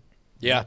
Yeah, totally. And a lot of people have used stuff like that, like on the client side too, where they've had, I think it's more of an acceptable thing, especially if there's a quantum leap in terms of the quality. So. Yeah, well, that was why authors fought Amazon when they were allowing native translation in the Kindle because of this. All right, let's go right into this. all right. Take it away in 3. Out. Welcome to After Things. I'm Andrew Main, joined by Justin Robert Young, Hey guys, what's cracking? Brian Brushwood. Howdy, Hiddleston Highway. Hello. That's what Loki always says. Now I know. I have I have a kind of not a diatribe actually, but a thing that I want to get into. But I wanted us to go first. Let's take some viewer listener questions. Yeah, so this is a two-parter. I'll handle the first part, and I actually don't know what the second part says, but I got an email from David Pazziadlo. You remember last time we did After Things that I was on, we talked about his guitar video tutorials that he was doing on YouTube, and he was a bit conflicted because he had stuff that he thought was interesting, and he had what he knew would sell and or gather a bunch of eyeballs. And we had talked a bunch and given some advice, including, hey man, if you know what will give you a bigger platform, the bigger the platform you have, the more people you can reach with the stuff you truly care about. Similarly, Houdini would not have reached nearly as many people with his message of skepticism if he wasn't already so popular for getting out of boxes. Anyway, I got an email 5 hours ago from David saying, "Hey, Brian, thank you for answering my question on After Things a few weeks back about my guitar channel. I really can't put into words how surreally awesome it was to have you guys give your honest feedback the way you did. Been a fan for years, and all of the what would the After Things guys say simulated conversations I've run through my mind were obviously nowhere near as helpful as what you guys actually said. I've actually started putting on a lot of the advice into motion and haven't ever been this pumped to keep on hustling with things." And he asks me if we can do dinner or coffee sometime. And as luck would have it, I got this about an hour before I was going to be downtown to meet with a friend. And I was like, come on out. And so he came on out. We had a delightful lunch. And he shared that After Things, specifically the After Things podcast, is like his top 3 of full stop every week. And he said nice things about our candid answers and about the fact that we're not pump you up motivational speakers, but rather just people honestly trying to swim through this darkness like everyone else is, who cry ourselves to sleep at night realizing what colossal failures we are, and try to just endure the night long enough to get to the day. Along the way, we do tell the truth in a very candid way, and I suspect that is a fairly rare commodity. Yeah, for sure. I mean, that's I get so sick of hustlers, and I was writing something. I was talking about how like people who are like we're gonna tell you how to get motivated. The people who come off so like that, I'm like, I know 3 hours later they're on the floor crying to themselves because they feel like the biggest failure in the world. Well, and that's the thing is that it is a fleeting pumped up feeling, but a good one nonetheless. Well, there's different kinds. I mean, just sort of the people who on Facebook, like, I'm super pumped to share this, or I'm they're killing it kind of thing. I'm like, yeah, because when you're not, you're not. But anyhow, yeah, we're happy to share. It's what we want to do. also that's a close cousin to posts about how much they love their wife every week guy. Oh my God. Definitely cheating on his wife. Living the dream. Life is perfect. Yay! Here's a picture of portobello mushroom. 100% out of 100% times, if you're tweeting about how great your marriage is every week, your marriage is either miserable or one or both of you are cheating on each other. So the next question he sent, I'm the least qualified person here to answer that. And I don't know, Bryce, if you can send that to Brian, because I'll read the question. Let's have Bryce read it. Sure. When we were talking, this came up over lunch, and he started to ask the question. I was like, you know what, just send us an email. We'll talk about it on the show. Sure. We'll paraphrase it a little bit, but he wants to hear any lessons that we've got, but specifically around recording audio and video out of the home, which is something that especially Brian and Justin do at a home shared with a wife and several young and noisy children. For my YouTube channel, I typically aim to record once a week, which takes 2 to 3 hours total. I've mostly been able to stick to the schedule for about a year, but the balancing act can be tough with a family, full-time job, and other unpredictable life.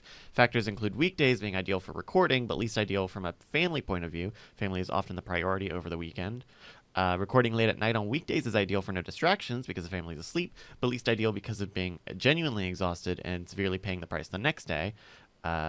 Also, in general, dealing with the unpredictable scheduling that the parenting and married life can often have, time is always scarce, and while making a plan is easy, external factors don't always play along, like kids waking up and stuff. Ultimately, rolling with the punches is something I've gotten used to, but being in this for the long haul, he would love any advice on routine optimization that you guys might have. He says it's mainly aimed at Brian, but I'm sure you guys all have Yeah, experience. one, don't get married and have kids. Problem solved. Boom. See you next week. I'm only half wrong now. Man, okay. You would best be able to talk about this, Brian, because I want to kind of pre-talk it with Justin because tell me if you would agree with this, Justin. Yeah. Not the barren, loveless Andrew. Please, go on. Go on there. Whether you perceive it this way or not, even though you're the one who plays the songs, records the videos, does the audio mixing, edits, posts, and develops your YouTube following, you may not have realized that you have a partner. You have a partner in this business, and that is your missus, because you are on rented property using shared time, by which I mean I assume you and your wife have an agreement where you go to work, she does or does not go to work, but there's no doubt that is each of your time to do that stuff.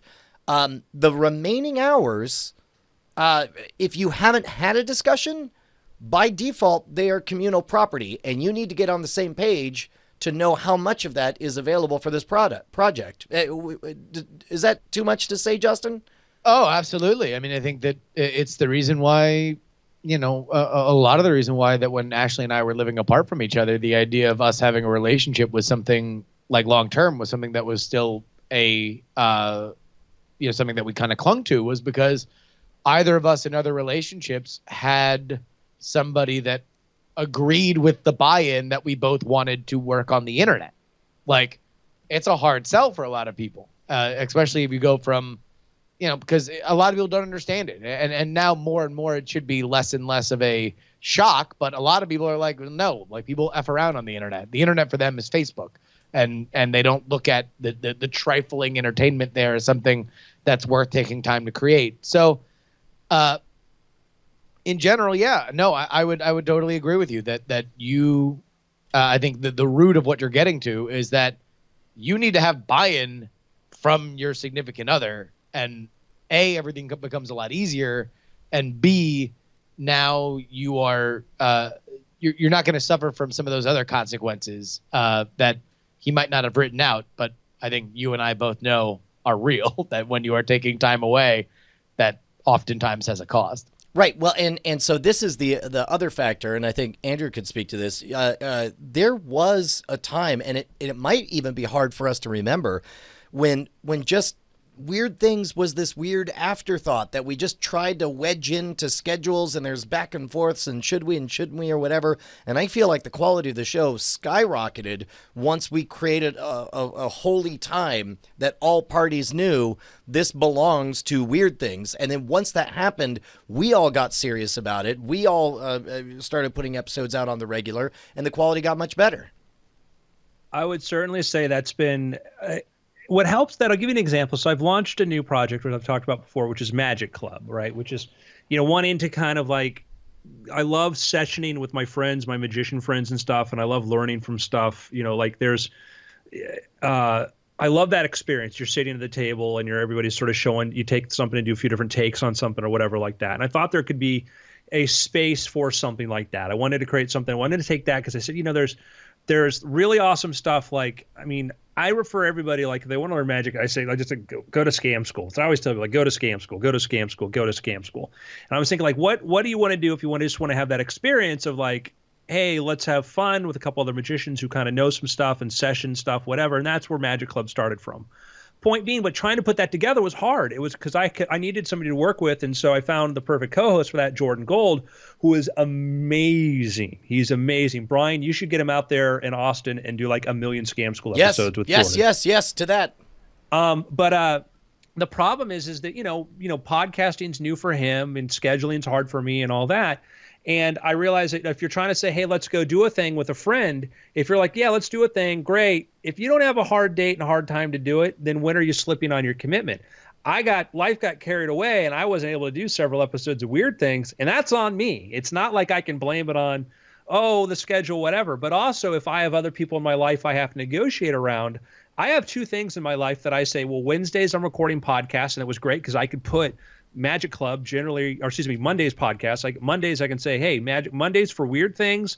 I know exactly where I need to be every morning for that, and then I know every afternoon. Ideally, once we get on that schedule, I can do that.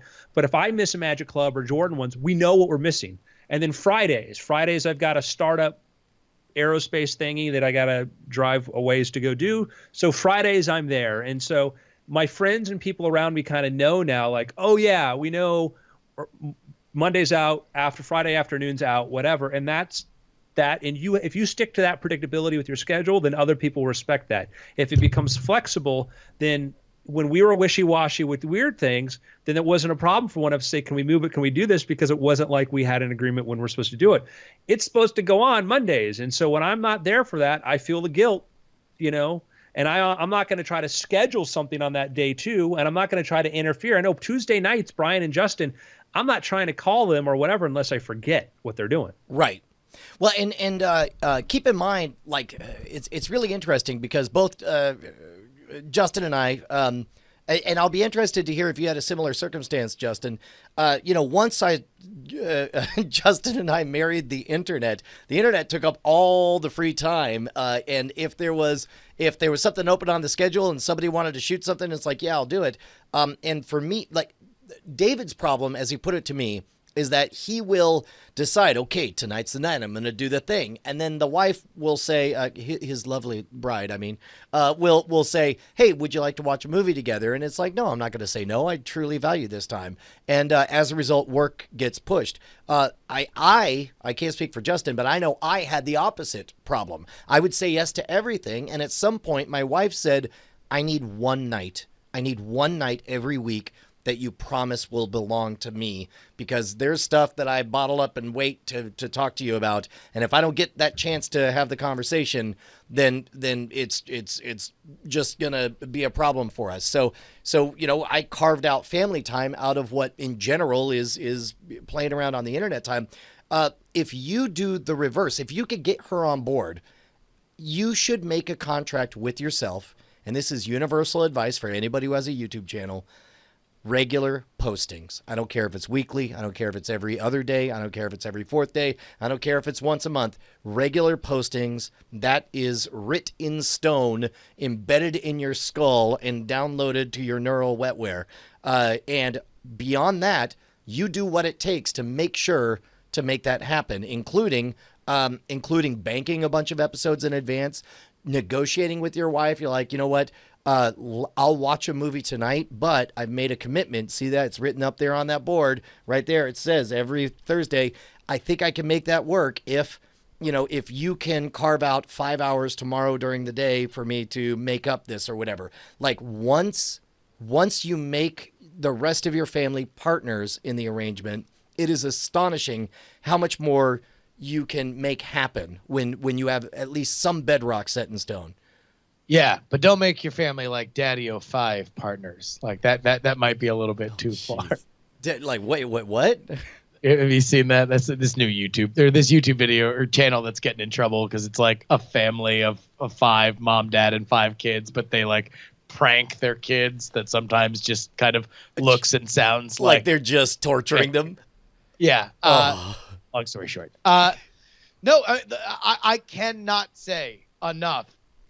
If this is something that you want to take seriously, then you need to understand how so many times we in our heads can get so wrapped up in like, okay, well, I got to get motivated for this. I got to do this. Like, it's very, very selfish.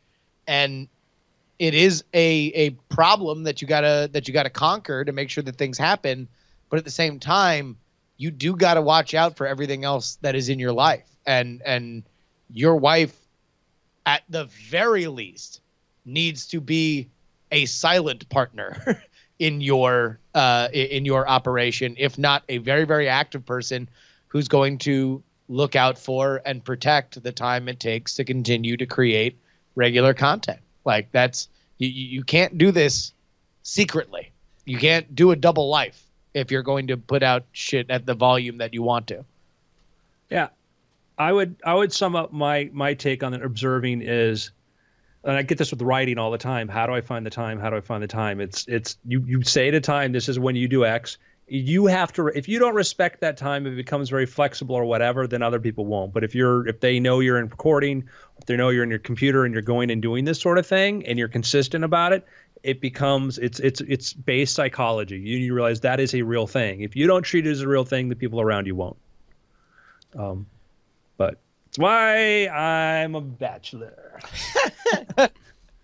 No, yeah. I mean, when Brian and I first started doing BB Live show, and Andrew knew the girl I was dating at the time. She was somebody that, now she's married, but I assume that she found somebody that was there. She was somebody that wanted to spend a lot of time with somebody that she was dating, which, like, it's not an unreasonable thing. But there was, probably the one conversation, and this was when I was just kind of getting into, like, high volume internet creation, and we were doing, at the height, geez, Andrew, we were doing like 7 podcasts a week when we were doing the mini ones. Justin, you were doing 7 podcasts. The operation was. And so I made my own schedule. We had a conversation that was, well, if you can make your own schedule, then why don't you make your schedule like my schedule so we can have more time together? And I was just like, about that. I think this isn't gonna work. And at the end of it, that was pretty much when I started calling in a lot more into BB Live show, and that was really the beginning, in earnest of this kind of whole journey that I'm on now. And the joke was that I broke up with my girlfriend to marry the internet, and as it turned out, it's a pretty fruitful marriage. Well, and keep in mind too that that's one take, is to just break up with your family to marry the internet. Sure. Another Nope, thing, it's the only take, Brian. another angle might be, think creatively, think total blue sky, think what are the vectors we have, what am I comfortable moving on, what am I not comfortable moving on. And for example, right now, as we record this, this is exactly the kind of situation that 5 years ago I'd be screwed. There's no way I could record at 3:30 in the afternoon because Calliope is at home. Bonnie has to go pick up Penelope, and we're waiting on Josie to come home. There's nobody to watch the 4-year-old, and we have tried in the past this loose, like, keep the door open, and we've had some unexpected visits from Calliope, and we've been able to roll with it. But that's not a long-term solution that we could deal with. So now, Bonnie knows, like, well, it's not reasonable for us to move weird things because we finally have it at a time that opens up Sundays for the family, and she really likes that. So we've got a babysitter. I have hired a babysitter right now who's taking care of Callie outside so that we could do this content creation. And that is something that flat out would not have occurred to me in the early days of starting all this. It would have been like, well, that's just silly. I'm not made of money. This is supposed to be, I'm trying to grow a thing here, and I can't spend money to do it. Maybe not, but maybe you could partner with maybe you could trade guitar lessons with somebody in exchange for them watching the kids or opening up. Just blank slate, tabula rasa, look at the pieces, and you could figure out solutions you would never expect to find. And 100%, 1000%. I had in my image, I got the babysitter outside. I'm imagining like this mongrel German shepherd standing there, staring at Callie. I'm like, I got it, baby. Don't worry about it. So, that's one of the things. It's a very good suggestion. It's like, we get in this problem where we think too linear about solutions. You mentioned like the babysitting problem. You're like, babysitter's too expensive. Like, okay. Let's say that you wanted to write and you started a local writers group with people of like 4 or 5 other parents, people who have kids, and you say, hey, here's the deal. I'll watch your kids for, 3 hours a week. I'll take care of the kids on a play day while you go write. And then we rotate and we go through that.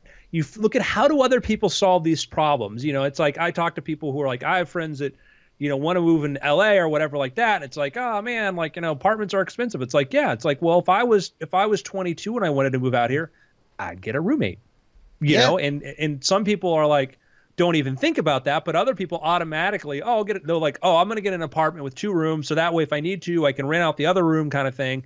People, you have to think in a different sort of way. And that's how you solve these problems.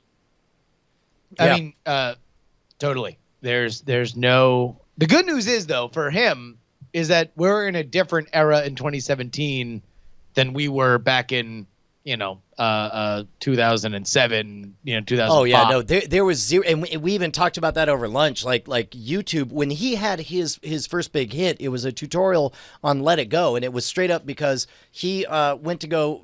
His kid was really into it, and he went to find a tutorial, found out there wasn't one, and he was like, "Well, hello, what have we here?" And then made it, and it hit 500,000, and then he eventually thought like, "Oh, duh, what if I enabled monetization on this?" and so on. Look at this; it's up to 750,000 views on there right now, and it took him a while to turn a bunch of stuff on. That's wonderful.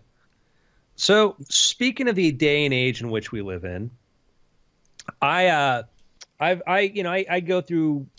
get different projects I start on. And last year, I've talked about this before. I decided to learn to code because I always had ideas for projects to code, and I kept driving everybody else nuts trying to pull them into my projects and stuff. And I kept thinking, okay, what's the limiting factor? Not knowing how to code. And I would say, what's the biggest problem? Like, I don't know somebody to do this, or I don't know how much I want to pay to do it. I'm like, well, what's the other solution? I'd be like, well, I could learn to code. Be like, oh, no, that's too hard. And then, I thought like, well, there are people who can code, so it's a thing that people can do. I'm a person, which is kind of like being people. Maybe this person could learn to code. And then there's like, it's like, well, I can come up with every excuse in the world to not do it. For years, I mean, I did super, super simple stuff back in the day, little script monkeying or whatever, but not real, oh, this is how I'd build this thing from the ground up. And that's when I decided to jump in and do it. And, you get over, and then I had to just get over the idea of like, yeah, I'm learning. I'm going to start here, and there will be people who look at what I do and be like, why did you do that? Why did you do that? And it's like, well, I got to start somewhere, and if I let that be the limiting factor, I'd never do it. So there's me before I learned to do this, and there's me after I started doing this. And I like me better now because now I have this really cool skill that I get ideas for projects and pursue them. And I built Author Page was the very first project I did. Since then, I've learned a lot more other stuff. And I find myself, I was describing somebody like, oh, what'd you do Friday? And I described what I did. I'm like, oh my God, if I could go back in time, because it was a year ago next month that I decided to do it because it was on my birthday. It was a year ago. So it was 11 months ago that I decided. If I could go back in time and tell myself a year ago, hey, yeah, what are you going to do? Yeah, I'll spend a Friday afternoon digging into the Google Vision API, trying to figure out how to take random images that I upload to it, search through the Amazon's ASIN product index, find matching images and web pages, pull out the product data and all this, and then spit it back out into, a form of like, I'd be like, that's cool. What does that mean? But, now having dug into a little bit of coding, I'm like, oh, it's like I was playing around with the system where I would upload an image to a server. I would use Google's Vision, its AI for recognizing objects. It would recognize what's in there. And if it was a picture of a book or whatever, it would try to identify what that book was, which is not as easier said than done because it's not like if the book's a different angle or whatever, if it's never been indexed with the text for it. So Google has a system for doing that. Amazon has their own version, whatever. And then, I found out, I'm like, man, yeah, I just took this really complicated API, not a complicated if you know what you're doing, but to me a year ago was impossible. Took it from one API, put it into another API, and I spit out this other thing. And I'm like, well, if I can do this, anybody could do this, is my point. And I guess what I want to get at is, man, like if you want to code or if you ever have projects that you want to do, learn. Like I was speaking at a class last week, and there was a girl I was talking to there. She said, yeah, I have this idea for an app, and I'm looking for a technical founder, co-founder. I'm like, why don't you be that? She's like, well, I don't know how to code. I'm like, well, what you described to me is pretty simple. And if the difference between you getting this done and not getting this done is somebody who needs to know how to code, then maybe you should just be the person who knows how to code. Yeah, or even if you do it badly. And by the way, anytime somebody says, well, I don't know how to blank, I always, asterisk yet, because you're not locked into anything, man. Yep. Yeah. Yeah, and there's one thing if it's like, no, it's just a one-off thing you want to do. Yeah, that's different. But I realized any project you're going to want to do like that, I could hire somebody like, yes, then you got to have somebody supervise the code. You've got to have somebody follow through on the code on where it's going through. And that's the thing I realized, like, yeah, like some people can put stuff quick together, but and if you don't scale and make money from what you're doing, it's going to die. But if you learn the skills, and that's now I wish, I'd say I wish I did it 10 years ago, but the tools I'm using didn't exist. The tool I'm using for the vision thing didn't exist, 8 months ago, kind of thing. So I'm just telling you, what's that? Sorry, I was just gonna say. Also, part of it is like, even if you are to hire somebody, you should probably you are wasting money if you don't know how to talk to them and you don't know exactly what you want and you don't know where you're going. That's and especially in engineering. That is something where you really, really, really, really, really owe it to yourself, and even more so if you're putting money into it, to just have a sense of it and know where you will want to go and how it would to be done. Well, and that's just it. You don't want to be that rube that, somebody just, rolls his shoulders and be like, well, you're talking about 35 different power couplings and that kind of code. I'm afraid I'm going to have to triple charge you for the flip-flop. And it's like you at least want to be like, that. Those are nonsense words. And you don't even know that if you haven't even, dipped your toes in the water. Yeah, and I now I have a very realistic estimate of like, what would it cost to build something? But I also know that there's a wide difference between knowledge and what people know. I mean, most coders are not Dan Dirks. Most coders, we've got some exceptional people who've contributed and built some amazing things for what we do in Diamond Club and all that. And then those are some really exceptional people. But you come across other people who you realize I realize I've had conversations with people who are code. I'm like, I know more now than they did. They were just somebody who had a limited tool set and just sort of did that, but they found people to sell it to and market to, but anyhow, long story short, if I can do it, you can do it. And I really sincerely mean that. So, right on. Yeah. You guys want to do some picks?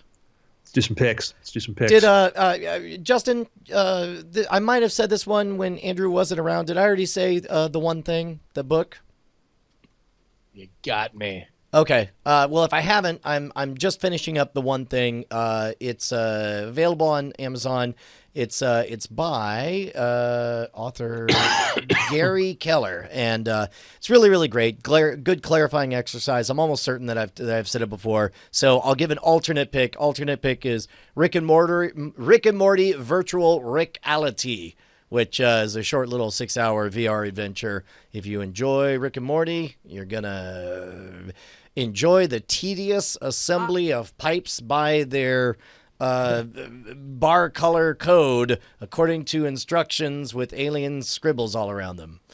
Back up on the one thing, Brian. I don't know this. Did you? Because I think you know what? Yeah, this all might have been while you were out of the mix.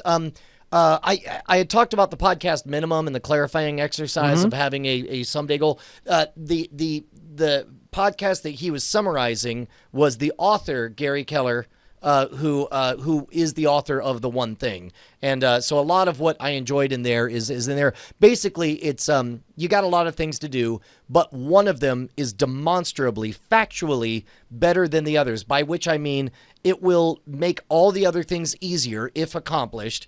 And possibly make the other things irrelevant.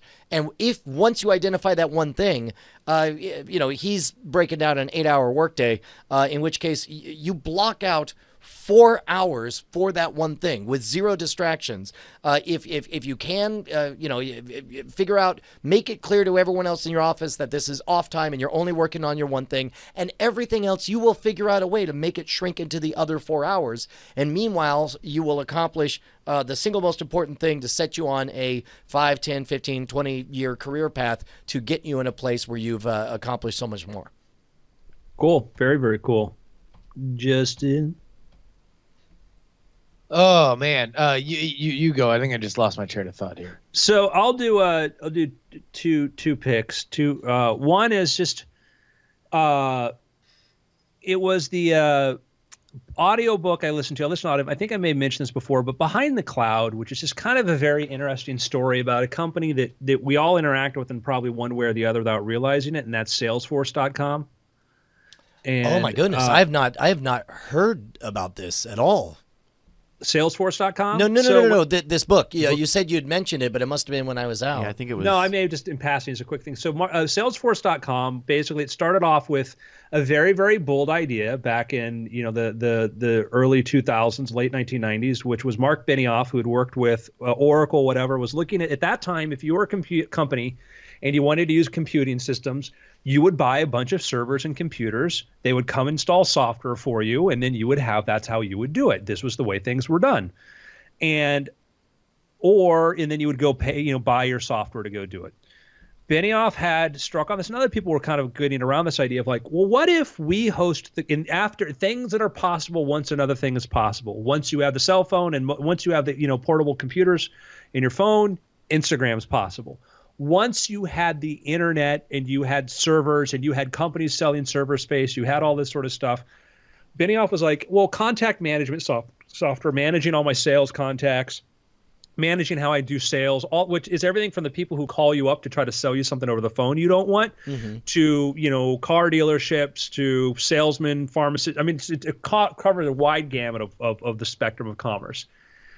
Benioff's idea was like, what if companies could do this? They could, instead of buying the software or buying the hardware, they bought a subscription, a monthly subscription or a yearly subscription, and we used our servers and we just served it. And so it was the idea of software as a service, which is now an obvious sort of thing. Many of the things that we do, so many things I do and interact with, like I was talking about coding before, I use a thing called Cloud9 to do my cloud coding online, which is software as a service. I pay them like $20 a month.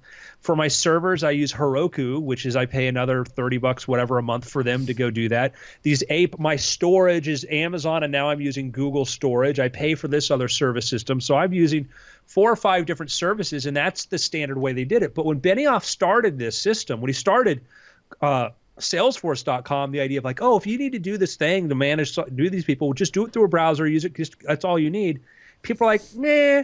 He had trouble getting investors. What is now the wave is the way everything is done. And, it's kind of an interesting sort of, one of just how people are so set in looking at how things are done one way, they can't see the different way of which it will work. And then now couldn't even imagine an economy without this. One of Amazon's biggest revenue generators is their software as a services are providing platforms for providers to do that. Most people think of it as books, whatever. So it's an interesting overview of the formation of that. And I'll give you my quick little example of, I think, there's a study that came out that talked about the problem with electric cars. It would say that, like, well, you would need as many gas stations as there are, to charge cars, and that's the problem, blah, blah, blah, blah, blah. And I'm like, that's the wrong thinking. What is a gas station? A gas station is a pump that sits on top of a big, huge tank filled with gas that then has to have people driving trucks back and forth and delivering to it. What is an electric charging station? It's a box connected to the grid. Yeah. And a high capacity, grid. I could put one in 7-Eleven. I could put one everywhere. I could put you're going to have, I think we're going to see a trend in the next 5 to 10 years with electric cars become more prevalent. You're going to have big startups are going to be ones that are going to be selling charging, but installing charging stations in just about everywhere. Yeah. And that's changed the paradigm. Make them as ubiquitous as like ATMs, basically. Yeah, exactly. And it's a great example, Brian. And I think that's what it's going to be like, is that 7-Eleven's going to make a deal. Some company says, yeah, we're going to put charging stations in front of all the 7-Elevens, and maybe you book it in advance, whatever. There's going to be a system, but that's going to be a totally different, and it'll be a bubble, I'm sure. But because it's like, that's going to be a big thing there's hardly any electric cars on the road as there are. We're a few months away from Tesla theoretically shipping the Model 3. GM's shipping their cars in whatever quantities they're doing. They say they're not a compliance car, but it feels like it to me. But anyhow, in a few years, they're going to be everywhere, and you're going to want to charge them. But we don't need to go to gas stations. We don't need to do that. You just put those little charging docks in front of Starbucks, wherever. So, right on. That's my point. Salesforce it was a great overview of watching this company that fought so much resistance of like, nah, is this really the future? Is this it? Now it's like, well, of course. But everybody else was against. I mean, he couldn't get regular venture capital funding. That's and amazing. Now it's $50 billion company.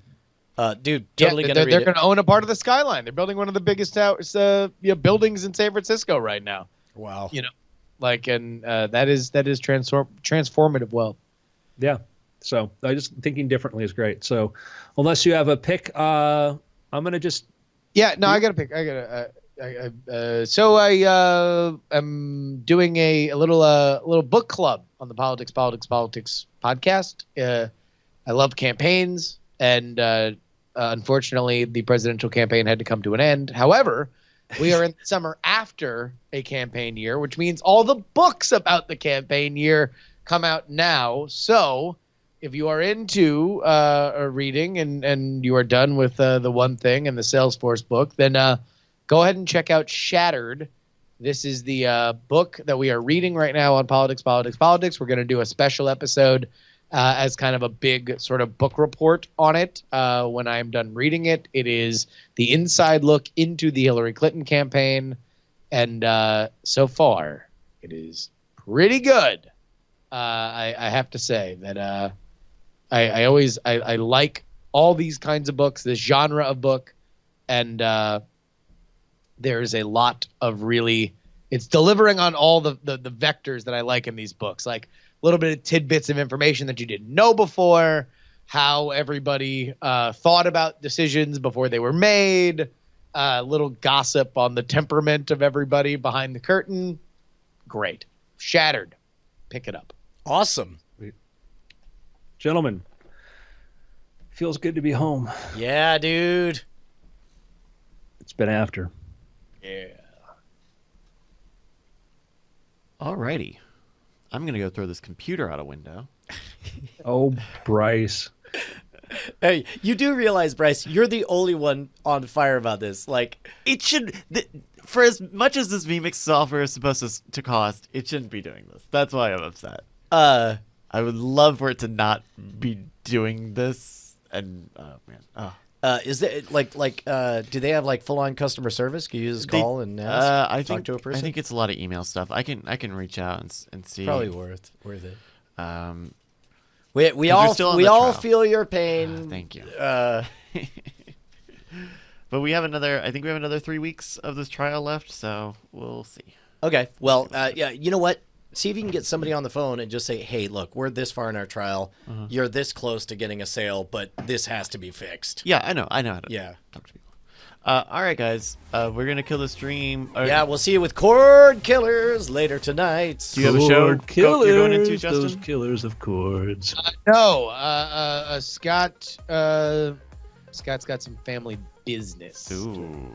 No Hotline Monday. No Hotline Monday. All right. Yeah. You guys got 2 minutes after the stream ends Yeah. Absolutely. for me to show you my manscaping? Yes. Oh, perfect. Oh, I want to see an update. Oh. All right. Bye, guys.